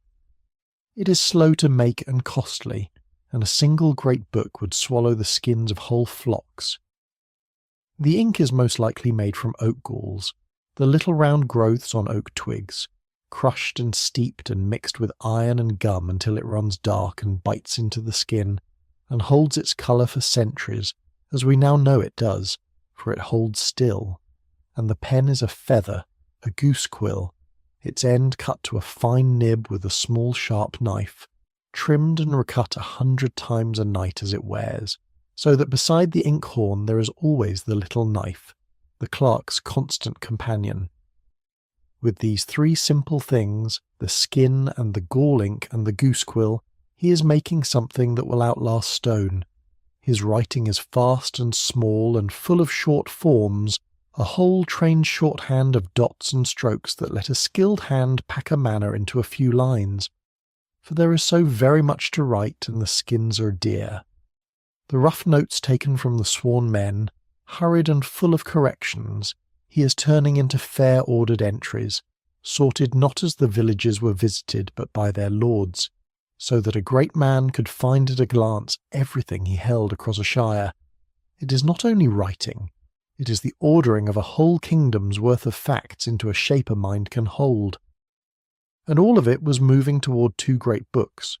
Most of England was to be gathered into one large volume, condensed and ordered, the work in the end of that single patient scribe. But 3 counties in the east, Norfolk and Suffolk and Essex, were written up in fuller detail in a second, smaller book, richer even in its counting down to the very beasts, as though the makers there could not bear to leave anything out. 2 volumes, then, for the whole of it, and it was done, gathered and written in a single year, a speed that still seems scarcely believable, and when it was finished it was kept, first at the King's Treasury at Winchester, safe and guarded, the great description of England, ready to be consulted whenever a question of land or right arose. What is he actually writing, though? What are the King's men so determined to know that they would send this quiet clerk the length of England in the dead of winter to sit up and set it down? That is worth understanding gently, because the questions they ask are strange and beautiful in their thoroughness, and the answers make a kind of quiet music. Let us look, next, at exactly what the great Count wanted to know. In the morning, the sworn men of this village will stand before the commissioners in the hall, and they will be asked a set of questions. The same questions were asked of every manor in England, in their fixed order, one place after another, all across the kingdom, and the reeve, who lies awake tonight by his own banked fire going over them, knows every one of them by heart, because getting them wrong before the king's men is a serious thing. Let us hear them gently, the way they would be asked and answered, because there is a slow rhythm to them that is almost soothing once you settle into it. First, the name of the place. What is this manor called? A simple thing, and a deep one. because the name they give is very often the name the place still carries today. Then, who held it in the time of King Edward? Not who holds it now, first, but who held it then, in the old king's day, before the change. The count always begins by looking back. Then, who holds it now? The present lord, the man who was given the land after the conquest. Then, the land itself. How many hides is the manor reckoned at? A hide being an old measure of land, counted in theory as enough to support one household, often reckoned at around 120 acres. How many ploughs work it? The ploughs on the lord's own land and the ploughs of the men counted apart, because the plough, with its team of up to 8 oxen, was the true measure of what a manor could do. Then, the people. How many villeins, the tenants with a full share of land? How many cottagers and smallholders with only a little? How many slaves, for there were still slaves in England in these years, though their number was falling and would soon be gone? How many free men? Each rank counted, each set down. Then the worth of the country round the houses. How much woodland for the pigs and the timber and the fuel? How much meadow for the hay? How much pasture for the grazing? How many mills turning on the streams for the grinding of the grain? How many fish ponds? All of it, named and numbered. Then the change. How much has been added to the manor or taken away since the old king's day? What is different now from then? And last, the worth. What was the whole of it worth in King Edward's time? What was it worth when the present lord received it? And what is it worth now? And a final sharp question, whether more could be had from it than is had, whether the land could yield the king more than it does. Hear how thorough that is. Nothing is too small for it. A single mill, a stretch of meadow, a few pigs in the wood. The count reaches all the way down to the last cottager and the last plough team, and in some places, the very beasts in the byre. There is a line in the Old English Chronicle written by an English monk of the time, and it catches the thoroughness better than anything. He wrote of the king, in wonder and a little in complaint. So very thoroughly did he have the inquiry carried out that there was not a single hide, not one vergete of land, not even— it is shameful to record it, but it did not seem shameful for him to do, not even one ox, nor one cow, nor one pig which escaped notice, not one ox, not one cow, not one pig. Say it over softly and it becomes a kind of lullaby. The smallest things in the smallest places, each one thought worth the writing. That is the reach of the great count, and it is the reach of the questions the reeve is rehearsing tonight by his fire. Sit with how much quiet meaning is folded into these plain questions, because each one is really a way of asking what a place can do and what it holds. When they ask how many ploughs, they are asking in truth how much of this land is worked and how much strength it has. For a plough with its team of up to 8 oxen was the great engine of the age, and a manor's ploughs were the measure of its power, the way we might measure by anything we prize. When they ask how much woodland, they often count it not in acres but in pigs, and how many swine could feed on its acorns and beechmast in the autumn. A lovely homely way to measure a wood, by the pigs it could fatten. When they ask after the meadow, they mean the precious low ground by the stream that gave the hay that kept the beasts alive through just such a winter as this. Every question reaches for something real and living, the true worth of a working countryside. And notice that the questions are asked of people and answered from memory, with no map and no measuring chain. The village carried its own reckoning in its head, and the reeve carried the most of it.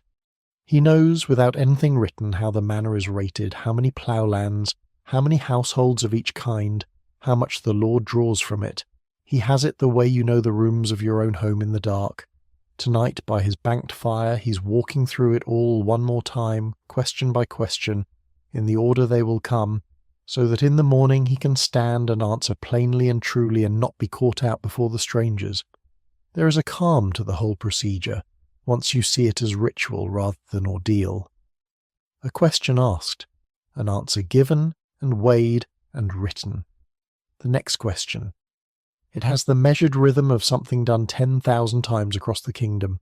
The same words, the same order, village after village, a great slow litany of counting moving across the whole of England through the winter. And notice, in all this counting, that the humblest are counted too, each in their place. The cottager with his scrap of ground, the smallholder, even the slave, for there were still slaves in England in these years, bound people with no land of their own, and the count numbers them along with the rest, plainly without scorn, so many here, so many there. It is a strange thought that the great survey looked all the way down to the lowest and least free person in the village and thought them worth the writing. In its cold way it granted them a kind of notice that their whole hard lives might otherwise never have won. They are in the book. They were here. They counted, in the plainest sense of the word, and because the book counted them, we know they lived. But of all the strange and careful things about these questions, there is one stranger and gentler than all the rest, and it is the way each answer is given 3 times over, then, and now. Let us follow that threefold telling, because it holds 20 years of a village's life in the space of a single breath. Here is the quiet heart of the great count, the thing that makes it more than a list. For every manor the sworn men did not simply say what the place was worth.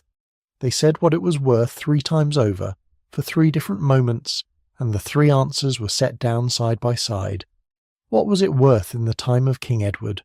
What was it worth when the present lord received it after the conquest? And what is it worth now, tonight, in the year 1086? Then, and now. Sit with that for a moment, because it is a beautiful thing to have built into a tax record, though the men who built it were thinking only of the king's revenue. To answer it, the village had to remember.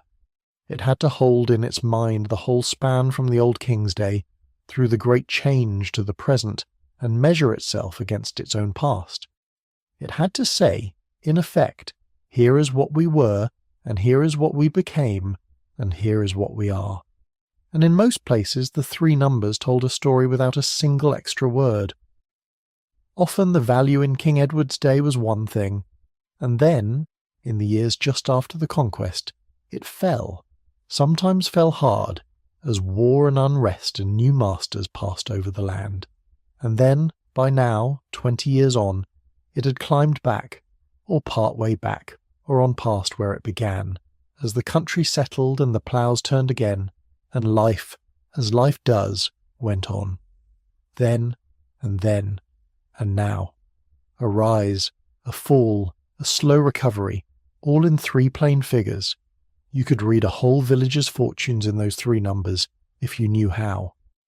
The hard years after the strangers came, the lean time, and then the mending, the return of the ordinary, the fires lit again, and the fields worked again, and the children born again, until the place was itself once more, only under a new lord and a new tongue. And think who holds those 3 moments in this house tonight. The old woman by the fire remembers the first of them, King Edward's day, in her own body, in her own girlhood. Leofric and Edith lived through the second, the hard middle years, the coming of the new lord, and now the 3rd moment, the settled present, is the one their children are growing up inside, the only England the youngest child asleep by the hearth has ever known. 3 generations in one warm room, and each of them the keeper of one of the 3 tellings the king's men will write down, then, and now, sitting around a single fire. There is a great gentleness in this, if you let yourself feel it. The count could have asked only what is it worth now, that is all the king strictly needed to tax it. But it asked as well, what was it before, and so it made a place for memory inside a ledger. It wrote down not just the England of 1086, but the shadow of the England before, the lost country the old still carried. And because it did, we can still see, 900 years later, not a frozen moment, but a village moving through time, rising and falling and mending exactly as villages do.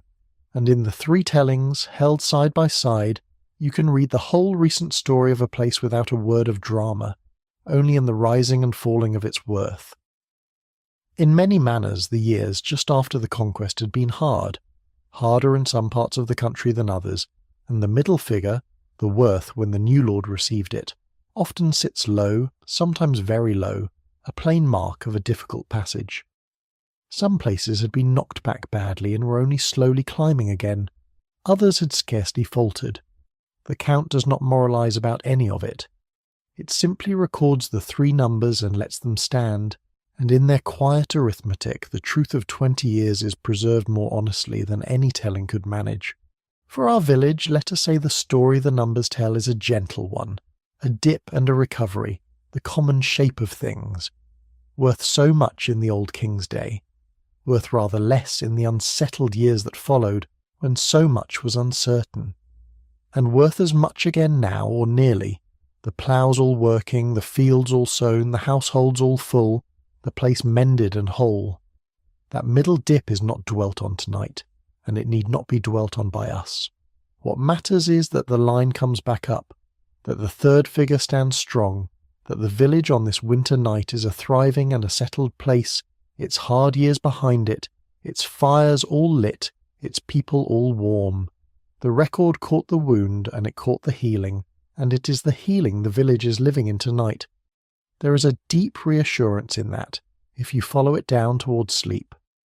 Hard times had come, and hard times had passed, as they always do, and always have. The village had been shaken, and the village had steadied, and the great book, without meaning to, wrote down not just a moment, but a mending. Proof that this small place, like most places, had taken its blow and come back to warmth and plenty. And think, once more, of the old woman by her fire and the reeve by his, the two of them holding between them so much of what the three tellings ask for. She is the living memory of the first telling, the world of King Edward. He is the keeper of the last, the manor as it stands tonight. Neither of them will see the page, or know that a stranger is turning their memories into ink a few doors away. But their remembering and his writing are the same act, reaching for the same thing, the keeping of a world against forgetting. She keeps it in the warm by the fire, in stories and in her own long life. He keeps it in the cold, clear lines of the record, and between the two of them, the memory and the ink, the past of this small place is held on both sides at once, and will not be lost. The clerk in the hall writes the three figures for this manor, one after another, in their fixed places on the line, then, and now. And he moves on to the next place, and the next, each with its own three tellings, its own rise and fall and slow return. The page fills with the fortunes of a whole district, each village a small life measured against its own past. None of it, of course, is worth anything unless it is true, and the king's men had a way of making sure it was true, an old and simple and very human way, and it fell upon the most ordinary people of the village to carry it. In the morning, a priest, a reeve, and 6 plain villagers will stand up and swear. Let us go to them, the sworn men of the village, before we go back to the sleeping houses, because they are the keepers of the truth tonight, and there is dignity in what they do. How do you make a true record of a whole country, in an age with no files, no clerks in every parish, no way to check one man's word against another's from a distance? You do the oldest thing there is. You call the people who know, and you make them swear. That is how the great count was taken. The king's men did not ride out and measure the fields themselves. They could not have done, not in 100 years. Instead, in each place they summoned the people who already knew the truth of it, the people who had lived on the land all their lives, and they put them on their oath before God, and they asked, and they listened, and they wrote down what was sworn. The truth of England, in the great book, is the truth the ordinary people of England swore to, village by village, in the winter of 1086. So who stood up for a place like this one? The record of how it was done in one district has come down to us, and it names them. For each village the sworn men were the priest and the reeve, and 6 villagers of the place, 8 men from the village itself, who knew every strip and beast and boundary, standing before the strangers to tell the truth of their own home. Think of the priest first. He's a local man, most likely, no great scholar, who farms his own glebe strip like any of his neighbours, and can read just enough Latin to serve the altar.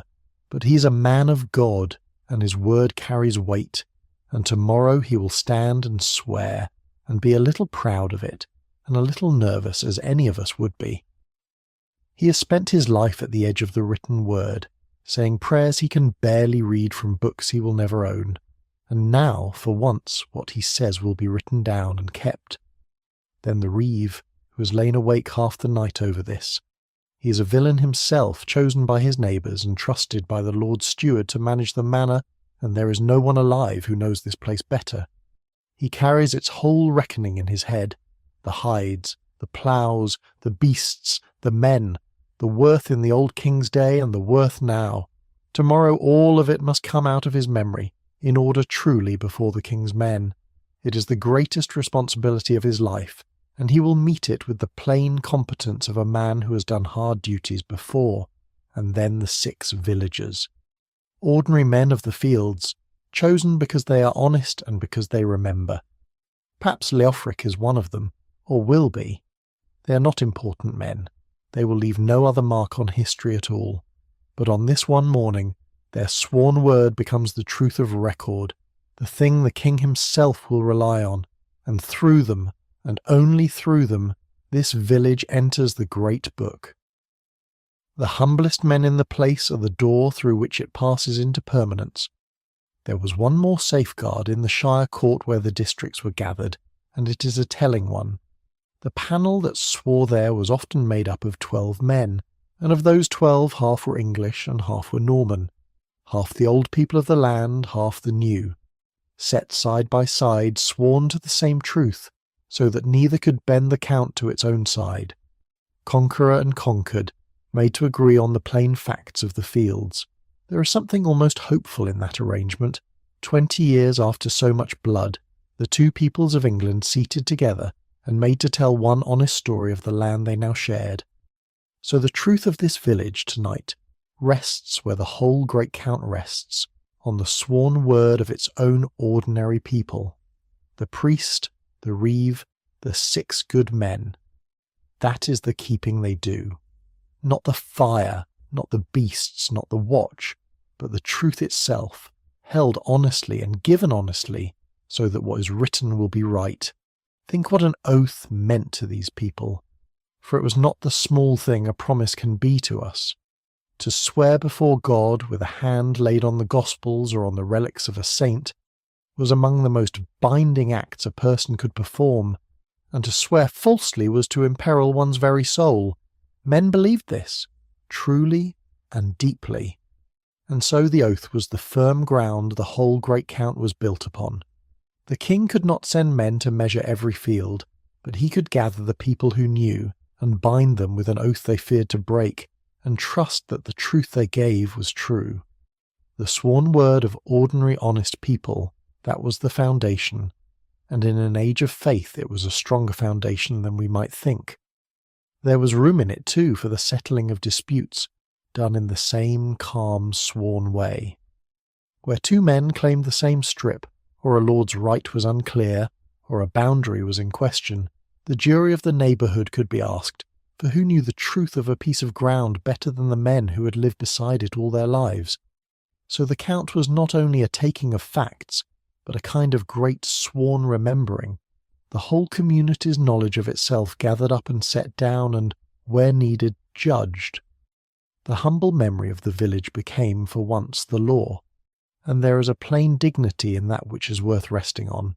These men will leave no other trace in all of history. Their names, most of them, are gone.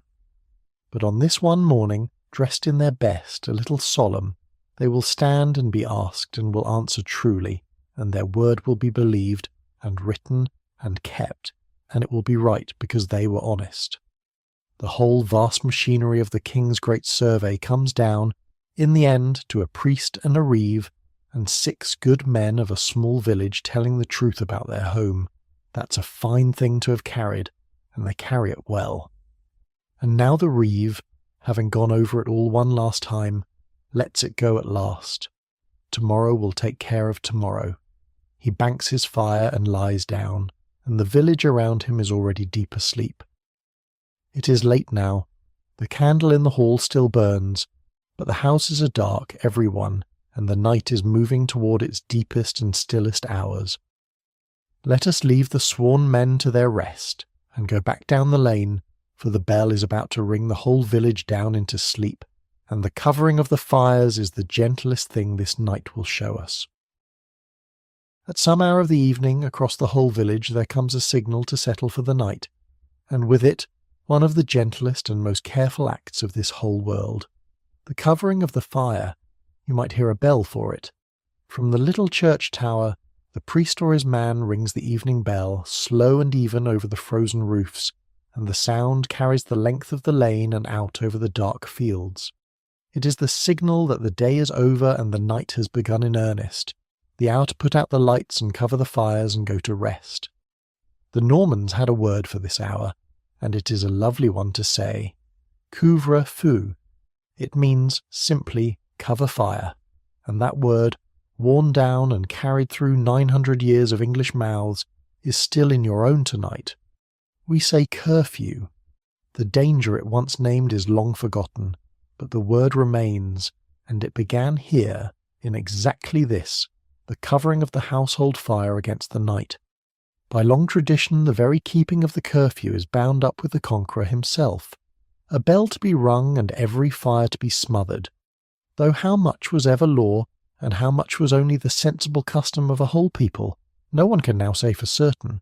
What is certain is the act itself, done in every house, every night, from the plainest care. For the danger was real, and the care was real, and both are worth understanding gently before we watch it done. A house of timber and dry thatch, with an open fire burning on the floor at its centre, is a beautiful warm thing and a fragile one. A stray spark in the roof, a log rolling from the hearth in the night, and a house could be gone before a family could wake and get out, and a whole village of touching roofs could follow. Everyone knew this. Everyone had heard of it happening somewhere.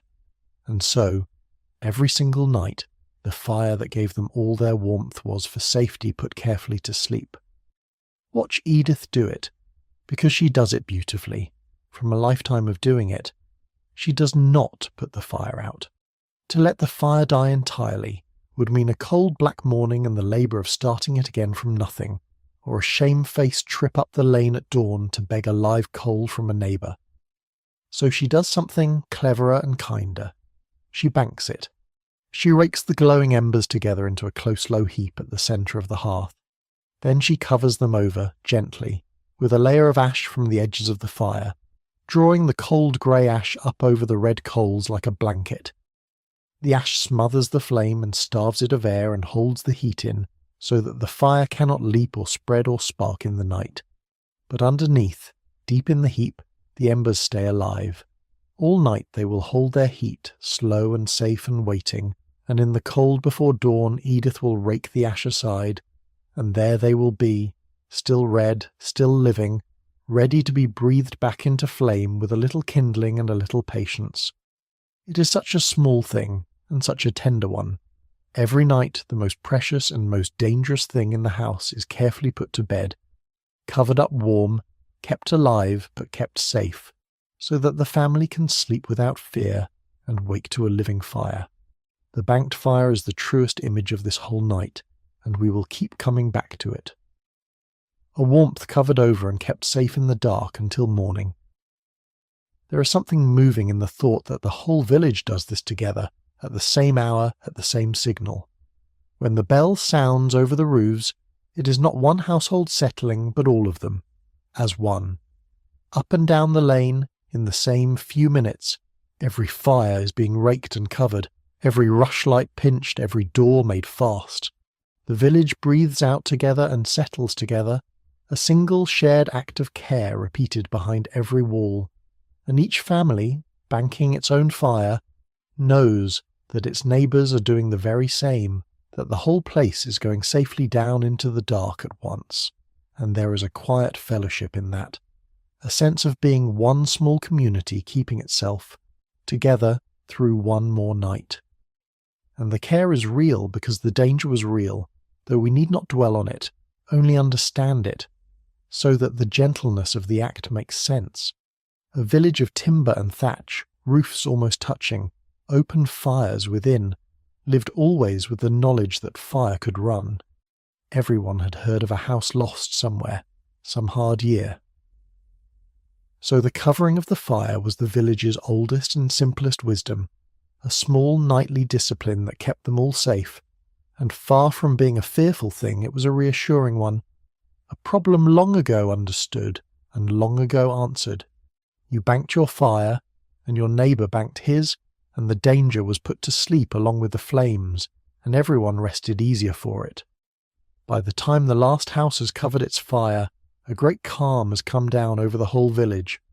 The bright and busy evening, with its cooking and its talk and its small moving lights, is over, folded away. What is left is the low even red of banked hearths behind every wall, and the deep quiet and the safety. The village has done what it does every night of the world, put its fire to bed, and now it may put itself to bed too. And so it is done, in Edith's house and in every house. The bell has rung. The fires are banked, red under grey all up and down the lane. The little rushlights are pinched out. The village is going dark and warm and safe house by house. The fire is low and warm. The door is barred against the dark. And up at the hall, one candle is still awake. Now there is nothing left of the evening but the going to bed, and the beds of this world are worth knowing, because they were warmer and closer and kinder than you might think. Let us make our way to them. With the fire banked and the lights out, the family goes to bed, and the going to bed is a gathering together, a drawing close. That is one of the warmest things this cold world had to give. There is no separate bedroom. There are no separate beds for each person, no cool empty spaces to lie alone in.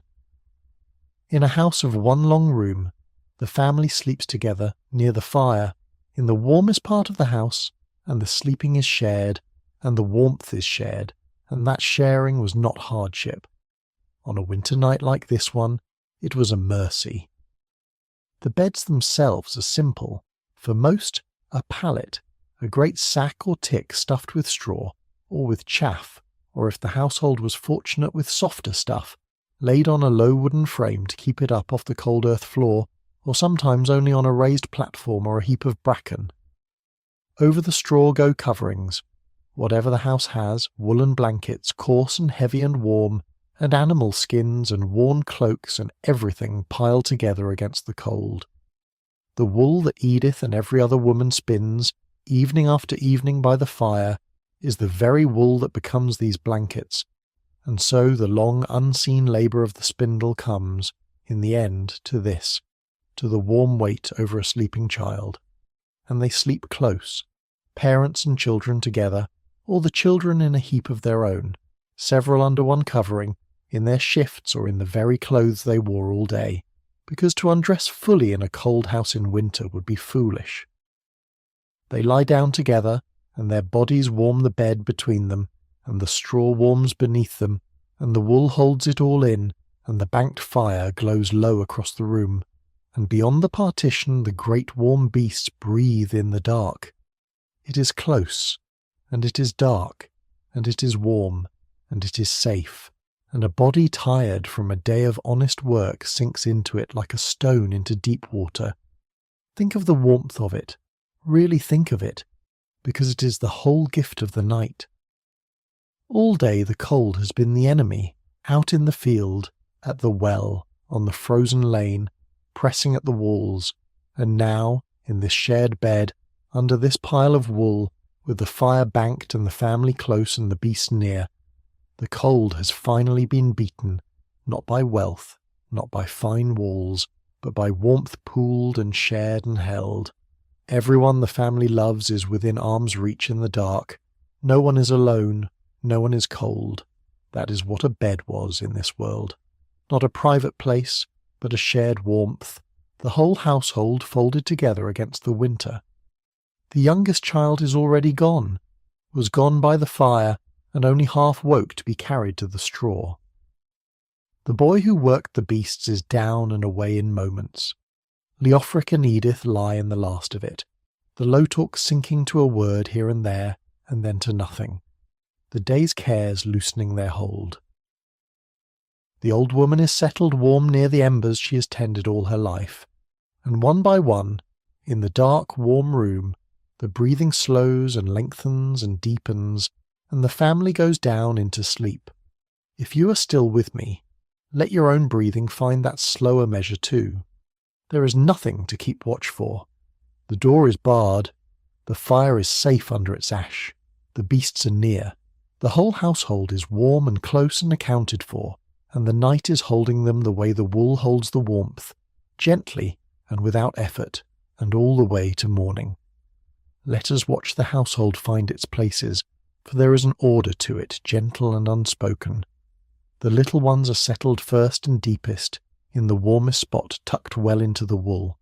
The older children may climb to the low loft under the roof, where the warm air gathers and the smell of the stored harvest is all around them, and lie in the dark listening to the muffled sounds of the house below. The old woman has her place near the embers, warmest of all, for the old feel the cold most and have earned the best of the heat.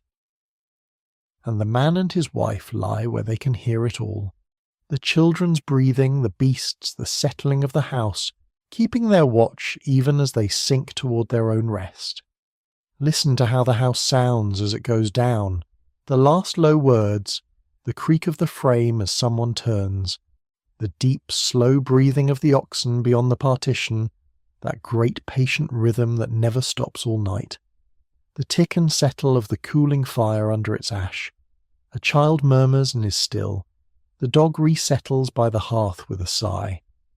And slowly, one by one, the small sounds of wakefulness cease, and the breathing all through the room lengthens and deepens and falls into the slow, soft measure of sleep, until the whole household is breathing together, quiet and even in the warm dark.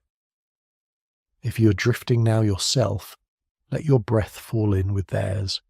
There is nothing you need to do.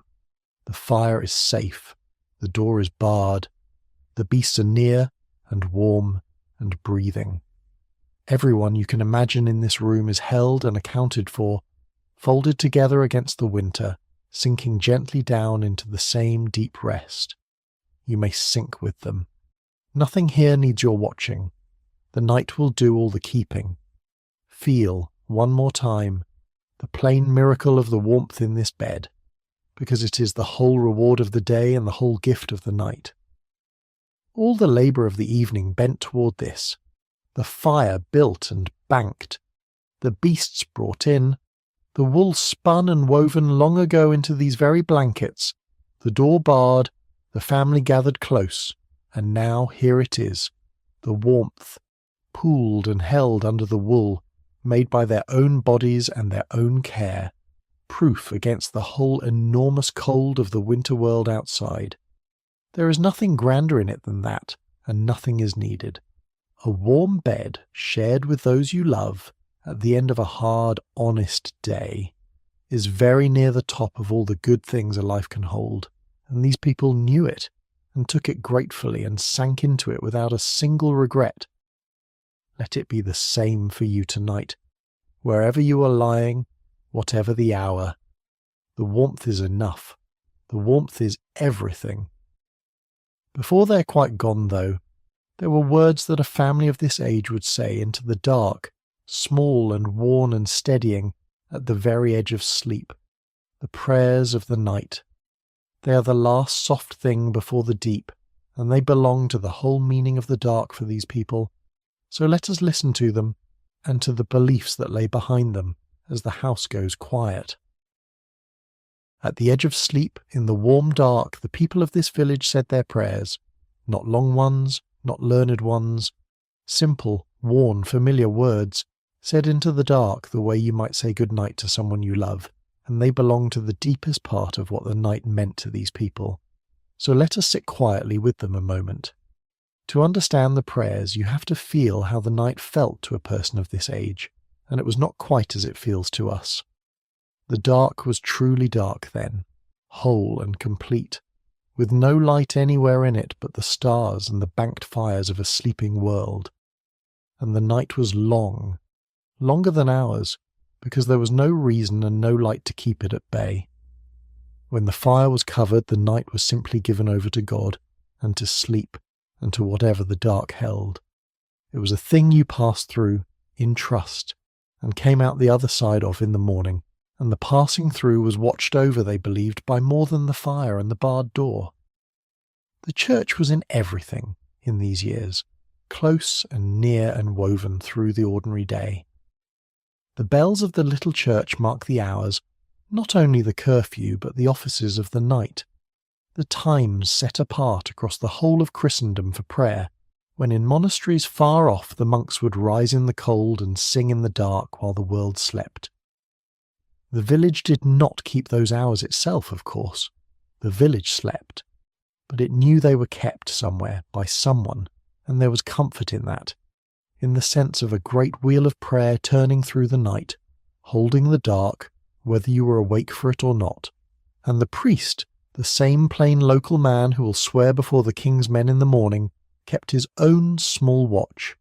He tended the light before the altar, a little flame that was not allowed to go out. He would rise, or he would have his hours, and keep the church through the night as best a country priest could, so that the holy place at the heart of the village was never wholly dark and never wholly unwatched.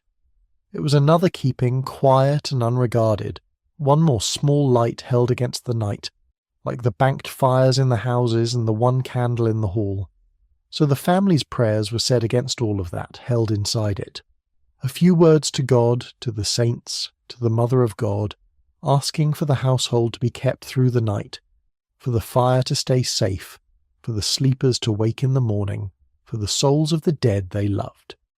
The children were taught them young, the same few phrases their parents had said and their parents before them, so worn with saying that they came almost without thought, and were all the more comforting for it. There is a great peace in words you do not have to reach for, said in the dark, at the end of a day, in a warm bed, among your own people. The faith that held these prayers was close and homely and everywhere, woven through the ordinary year as much as through the night. The saints were near, familiar, called on by name for this trouble or that, a whole company of unseen helpers watching over field and flock and fireside. The great feasts of the church lit up the calendar and gave the year its shape.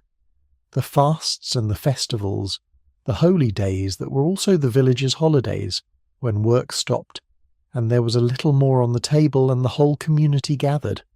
The little church at the heart of the village was the one stone building most of them would ever enter, the place where they were christened and married and finally laid to rest, and where, week by week, the whole village came together before God.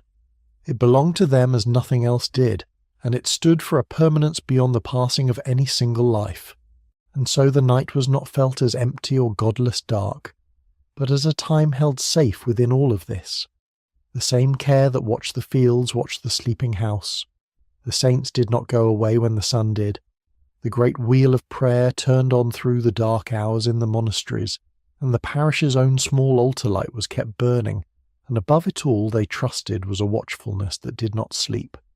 To lie down in the dark was to lie down inside that keeping, as a child lies down trusting the house around it, and it made the going to sleep an act of trust rather than of fear. That trust is worth borrowing tonight, whatever you believe or do not. The people of this village lay down each night and gave the dark over to something larger than themselves, and slept and woke, and it was well.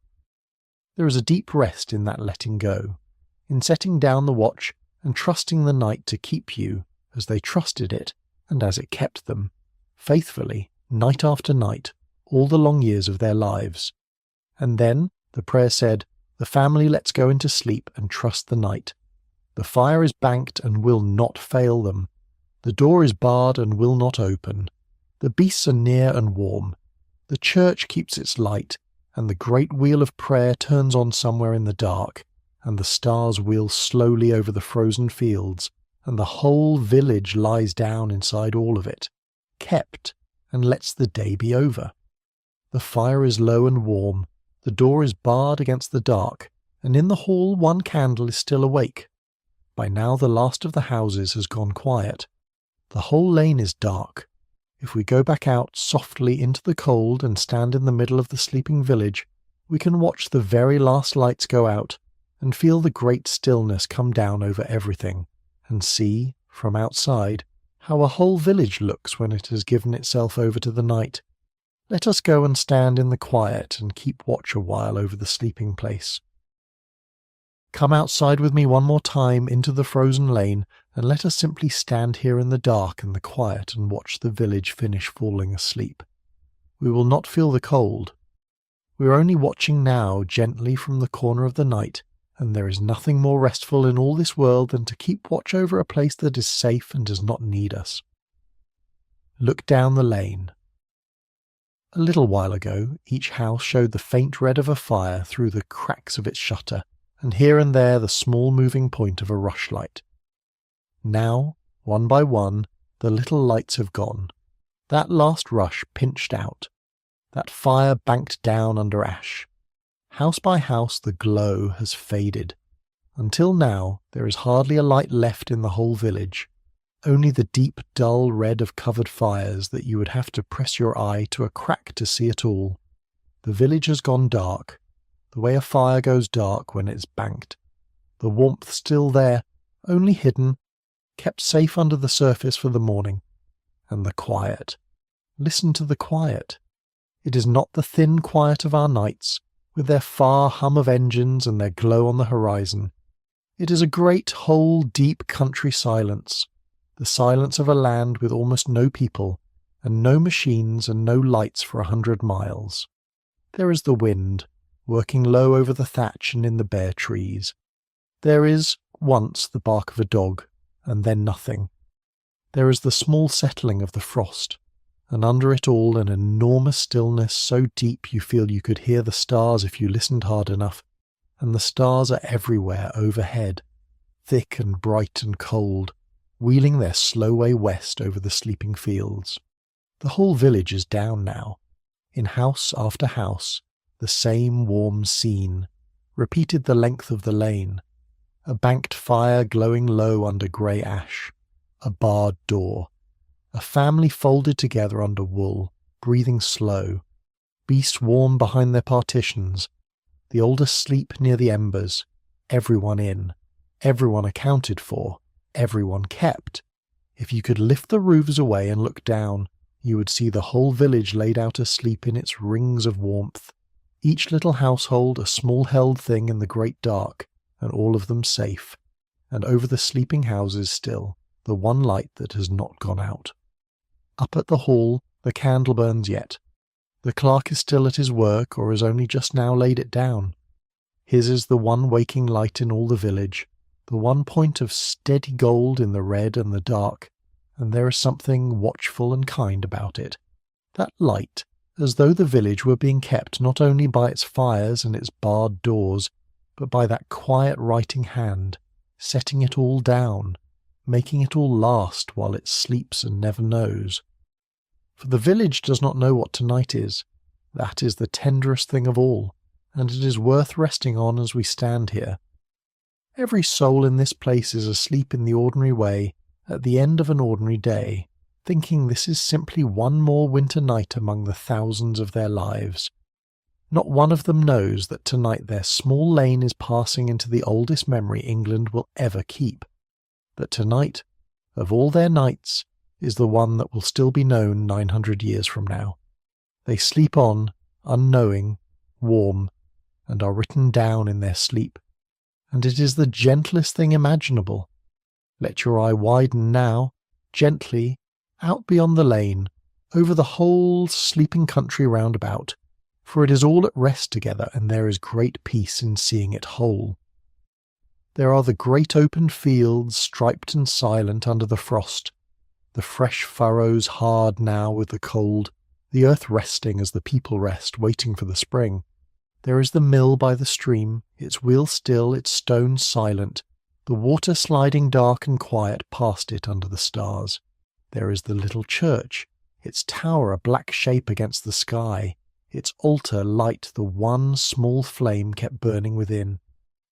And there are the beasts, the oxen and the cows warm in their byres, the sheep gathered on the hill under the shepherd's eye, all the living creatures of the village down and quiet in the dark. And beyond this one village, the same stillness spread out over the whole of the land. Village after village lies just like this one tonight, each a small cluster of banked fires and barred doors in the vast dark country, each with its own sleeping families and its own patient beasts and its own few keepers awake in the night.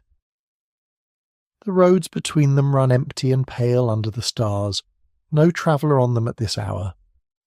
The market town, off beyond the fields, lies dark too, its own fires banked, its own doors barred, its own watch keeping its quiet round.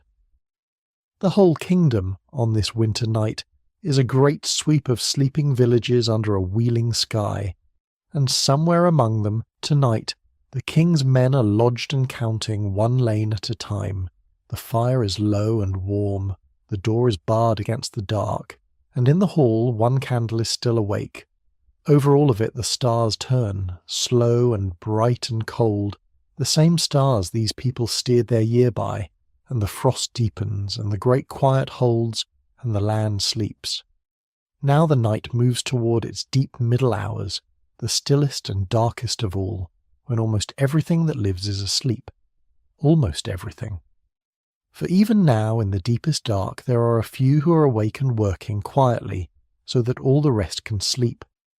They are the keepers of the night, and they are the soul of this whole story, and we will go to them now, softly, one by one, out into the dark where they keep their watch. The village sleeps, but a village is never quite wholly asleep, and never quite wholly unwatched. Even in the deep of the night, even in the coldest, darkest, stillest hours, there are always a few who are awake, quietly, tending something, watching over something, so that all the rest can rest. These are the keepers of the night, and they are the soul of this whole story, and we go to them now gently, one by one. Come first to a house down the lane where a small light still moves. Inside, a mother is awake.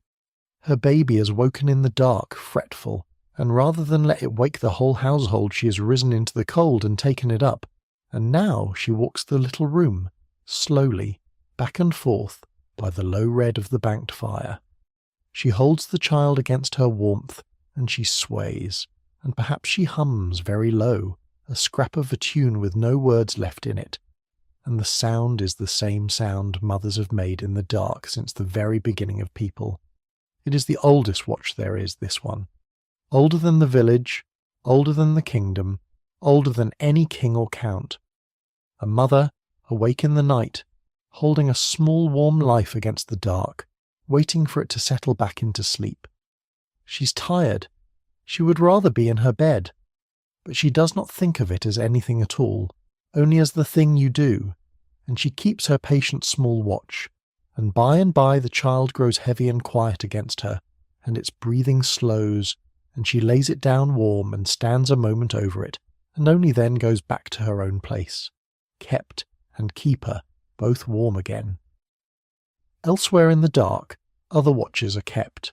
A man rises in the byre end of his house because a cow is near her time to calve, and a calf born in the cold needs a hand nearby, and the ox and the cow are too precious to leave to chance. He checks her by feel in the dark, speaks to her low, banks his own fire a little brighter, and settles on a stool to wait, half asleep, keeping the beast through her hour. Somewhere a sick neighbour is sat with, an old man's cough eased, a cup held to dry lips, a hand kept on a hot forehead by someone who will not sleep tonight, so that another need not be alone. None of these keepers will ever be counted. The great survey up in the hall records the ploughs and the beasts and the men, but it has no line for the mother walking the floor, or the man waiting on the calving, or the neighbour sitting up with the sick. Their keeping leaves no mark in any book, and yet it is the truest thing happening in the whole village tonight, this quiet holding of small lives through the dark, and it is why the village will wake safe in the morning. The count writes down the worth of things. The keepers hold the worth of things. Both are happening tonight, a few doors apart in the same cold, under the same stars. There is a gentleness in noticing all these small watchers at once scattered through the sleeping village, each one quiet and unregarded and kind. The mother with her child, the man beside the calving cow, the neighbour by the sick bed. None of them chose to be awake tonight, and none of them think themselves anything special, and yet between them they are holding the whole village safe through its deepest hours, each keeping their own small corner of it, so that everyone else may sleep. And there are those who keep the coming morning even as they sleep by having made ready for it. The wood is in, laid by the hearth to be dry for the first fire. The water stands ready. The banked embers hold their heat under the ash, waiting to be woken. Somewhere the one who will rise first, before any light, has it already half in mind, the way you do when you must wake early, so that even in sleep a part of them is keeping the morning. In a while, in the cold dark before dawn, that first riser will rake the ash from the embers and breathe the fire back to life, and the whole warm round of the day will begin again. But that is hours off yet, and for now even the early risers are deep asleep, trusting the fire to keep till they wake it. The fire is low and warm. The door is barred against the dark, and in the hall one candle is still awake. So the village is kept from every side at once by the fires banked in the houses and the beasts warm in the byres and the few souls stirring quietly in the dark and the record growing in the hall. Nothing is neglected. Nothing is left to chance. The whole small world is held. There is one more keeper out tonight, the coldest and most ancient of them all, and he is not in the village at all.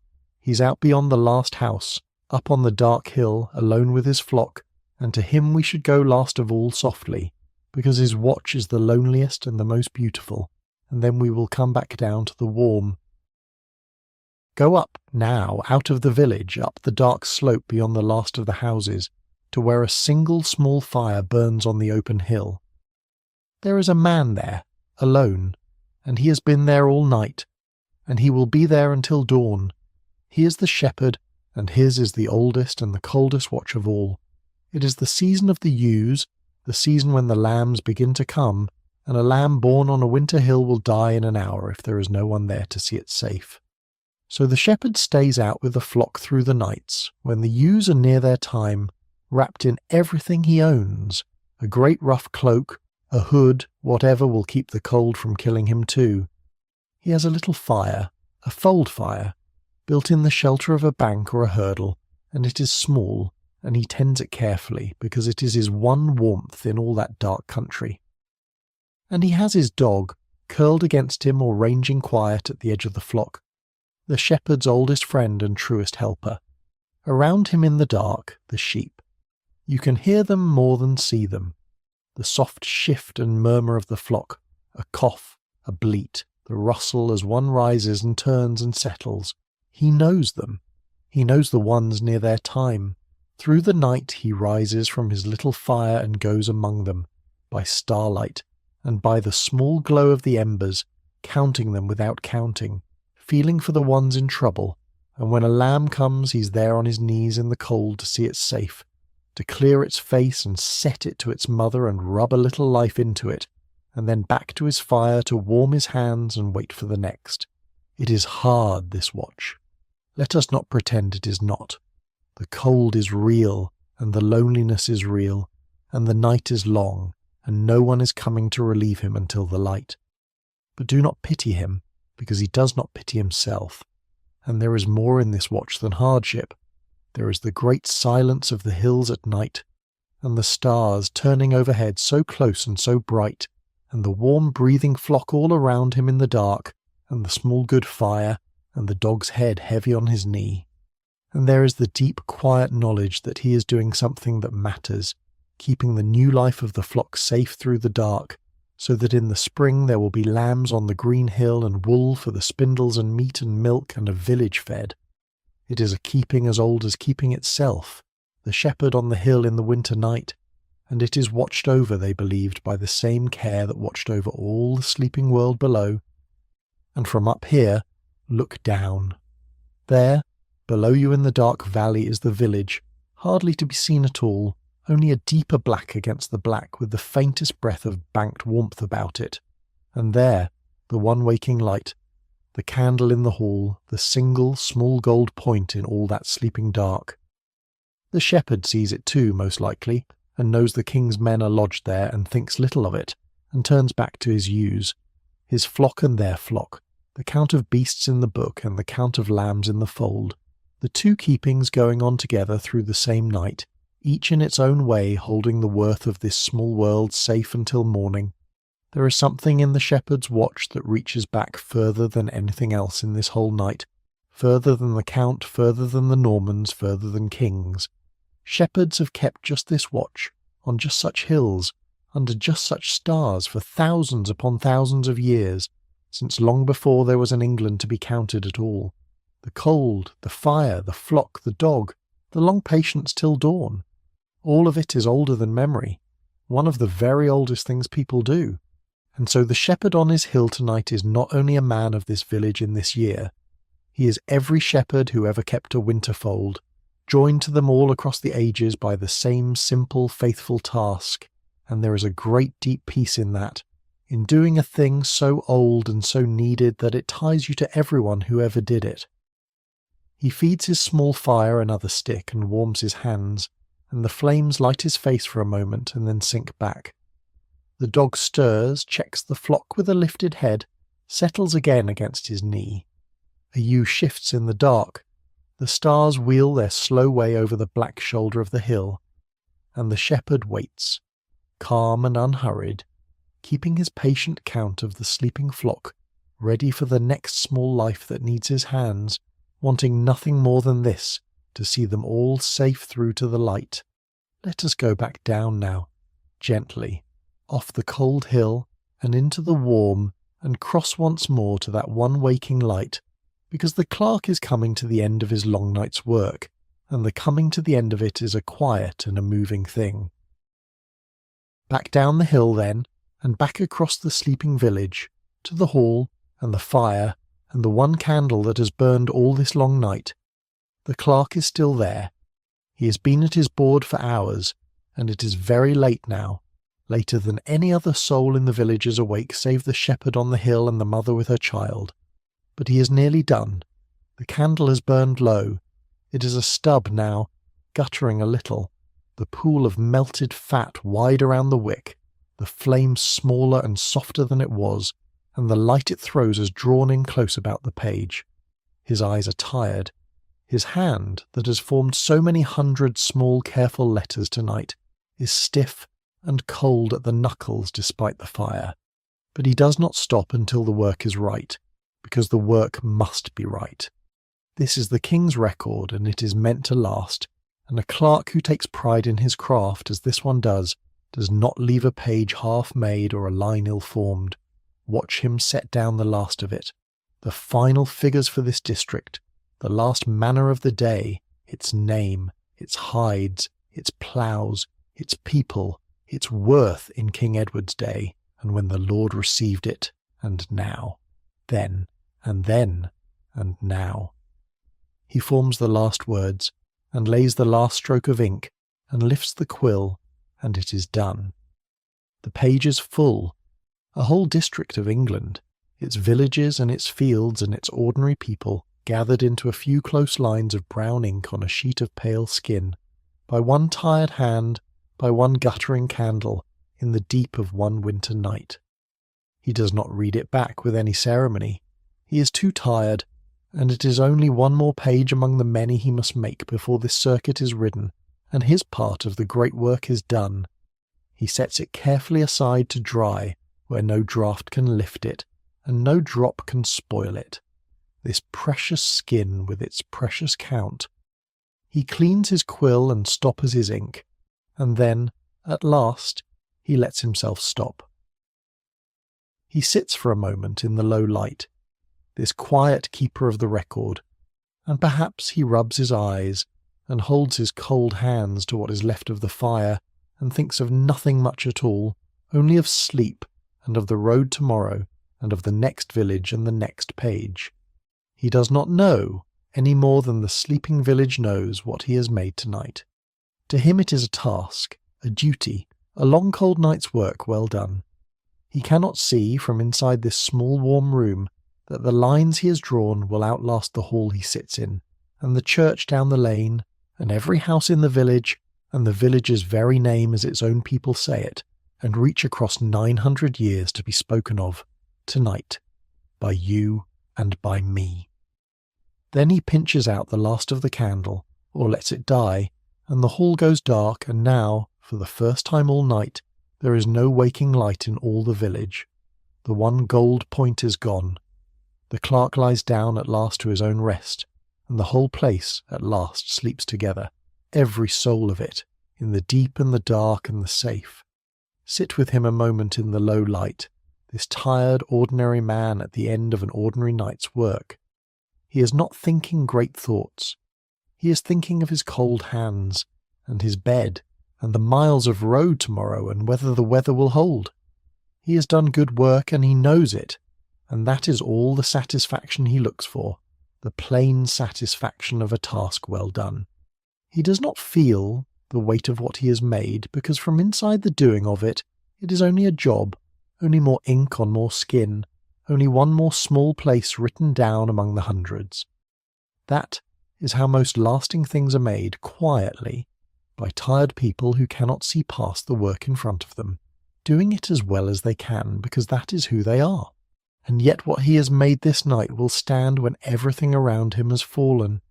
The candle that lit his work is nearly gone, a small guttering flame over a wide pool of fat, and in a moment it will die, and he will not think twice about it. A candle is only a candle. But the lines it lit into being will outlast the hall, and the church, and the village, and the man himself, and all his people, and reach a distance he could not begin to imagine. He gathers his few things, and rubs his eyes, and lets the tiredness take him at last, and what he has made will keep long after this night is over. In these last still hours it is a gentle thing to follow, just how long it will keep, and what of this small warm world will still be here, waiting 900 years from now. For that is the deepest comfort this whole night has to give. So let us think softly in the last dark hours before the morning about what lasts. It is a good thing to think of on the edge of sleep, and it is the deepest comfort this old world offers, and it asks nothing of you at all. You may let it wash over you and drift if you like. It will still be true whether you hold on to it or not. Everything in the village tonight will pass. The houses of timber and thatch will stand their lifetimes and fall, and be built again, and fall again. The people asleep in them, Leofric and Edith and their children, the old woman by the fire, the reeve, the priest, the shepherd on the hill, will live their lives and be gone, as all people are. The very oxen in the byre, the pot on the fire, the wool on the spindle, all of it will wear out and vanish.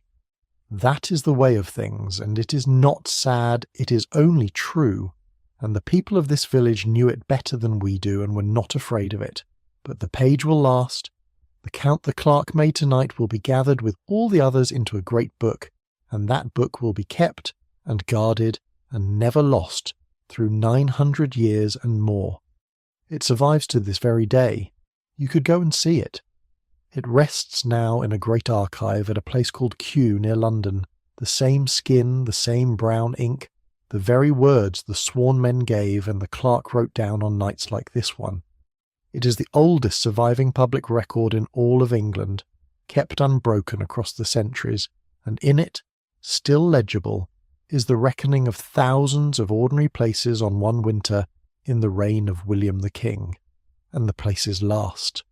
Of all the villages written into that book, something like 13,418 named places.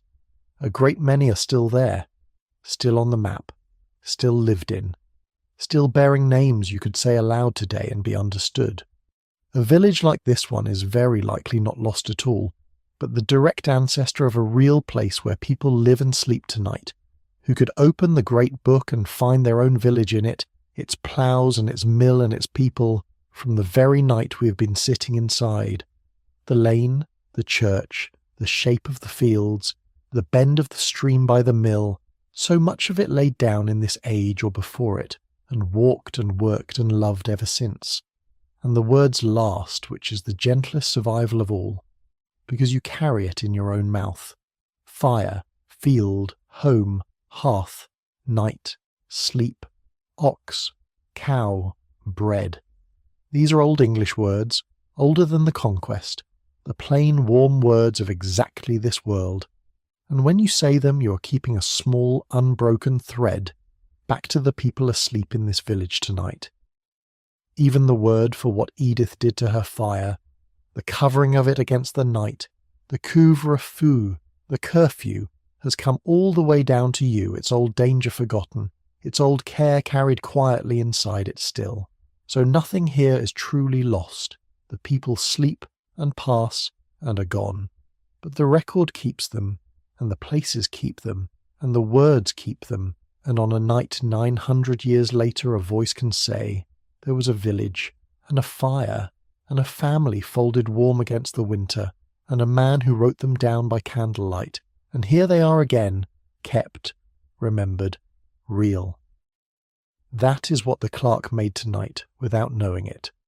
Not a tax roll only. A way for a small, warm life to last. There is a particular comfort in permanence that is just right for this hour, when the mind is soft and the body is heavy and holding on to anything is more than you wish to do. You do not have to remember any of it. That is the whole point. Others have remembered it for you and kept it, so that you never need carry it yourself. The 13,418 places, the great book at Kew, the old words in your mouth, all of it is kept safe whether you hold it or let it go. The way the village's warmth is kept safe under the ash whether the sleepers tend it or not. You may simply rest inside the keeping and let the knowing be done by someone else, somewhere else, as it has been done faithfully for 900 years. That, in the end, is what the great Count gave, far beyond any tax or any king. It gave a promise that the small and the ordinary would not be wholly lost, that even a single pig and a single sty and a single village was worth the writing down, that the plainest life left a mark that lasted. And the same is true, quietly, of every keeping in this night. The banked fire keeps the warmth, the shepherd keeps the flock, the mother keeps the child, the clerk keeps the record, and between them all, nothing that matters is let slip into the dark. It is all held and kept and carried through to the morning. And now the night is at its deepest, and it is time to go back one last time into the warmest room of all and settle there and let the village and the night and you yourself come to rest together.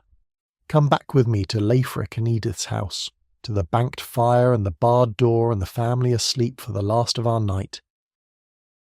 Come back then, into the house we have known all night, and let us settle here for the last of it.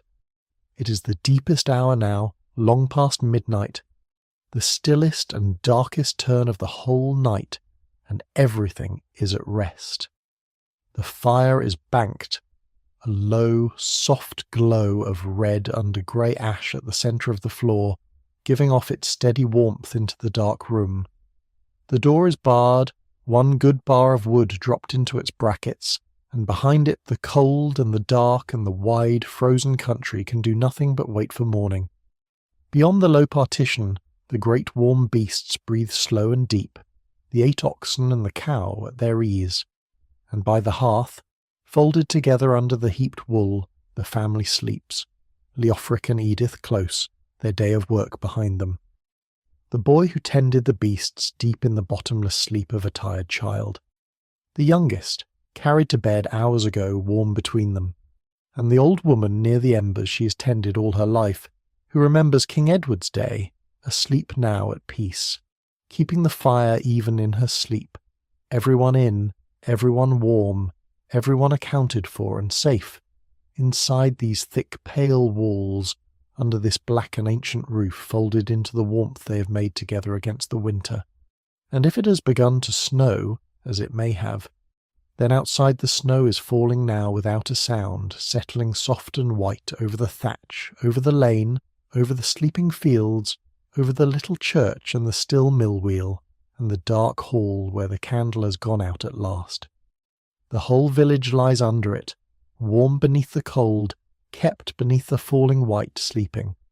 Let your eye move once more slowly around this warm, dark room, and let it be the last thing you see before sleep, the low red glow of the banked fire at the centre, breathing out its steady heat. The great shapes of the sleeping beast beyond the low partition, rising and falling with their slow breath. The chest against the wall, and the tools by the door, and the spindle set aside with its half-wound thread. The pale, hardened walls, and the black beams overhead that someone's great-grandfather helped to raise, holding the thatch, holding the roof, holding the warmth in. And the people, folded together under the wool, their faces soft in sleep, their breathing quiet and even, every one of them safe and warm and home. The house is doing tonight exactly what it was raised to do, and what it has done every night for lifetimes, and what houses like it will go on doing for lifetimes more. It is keeping its people through the dark. That is all. That is everything. There is no grander purpose in the whole world than this plain one. A warm room full of sleeping people, held safe till morning, and this small house is fulfilling it perfectly as it does without fail, night after night after night. There were 2 small lights held against the dark tonight, the fire in each house that keeps the warmth, and the candle in the hall that kept the memory. The fire is banked now, safe under its ash. The candle is out, its work done, the page made and set to dry. And between the 2 of them, the warmth kept and the memory kept. The whole village has been carried through the night, and will wake to the morning, and never know how it was kept or by whom. At the very beginning, I asked you a small question, and I said the close would answer it. What does it mean to be remembered? Here in this warm room in the last dark hour is the answer this village gives, from 900 years down in the dark. To be remembered means that someone, on some ordinary night, thought your small warm life was worth the writing down and kept the candle lit until it was done. These sleeping people did nothing famous. They fought no battle, ruled no land, left no monument. They only kept their fire, and worked their fields, and loved their children, and slept warm against the winter, as people always have. And that was thought worth remembering. That was worth a stranger's whole, long night of careful ink. The plainest life kept and remembered, 900 years and more. There is no warmer truth than that to carry down into sleep. So let yourself come to rest now, here, with them, in the safest and warmest room this old world has. You're not being sent away.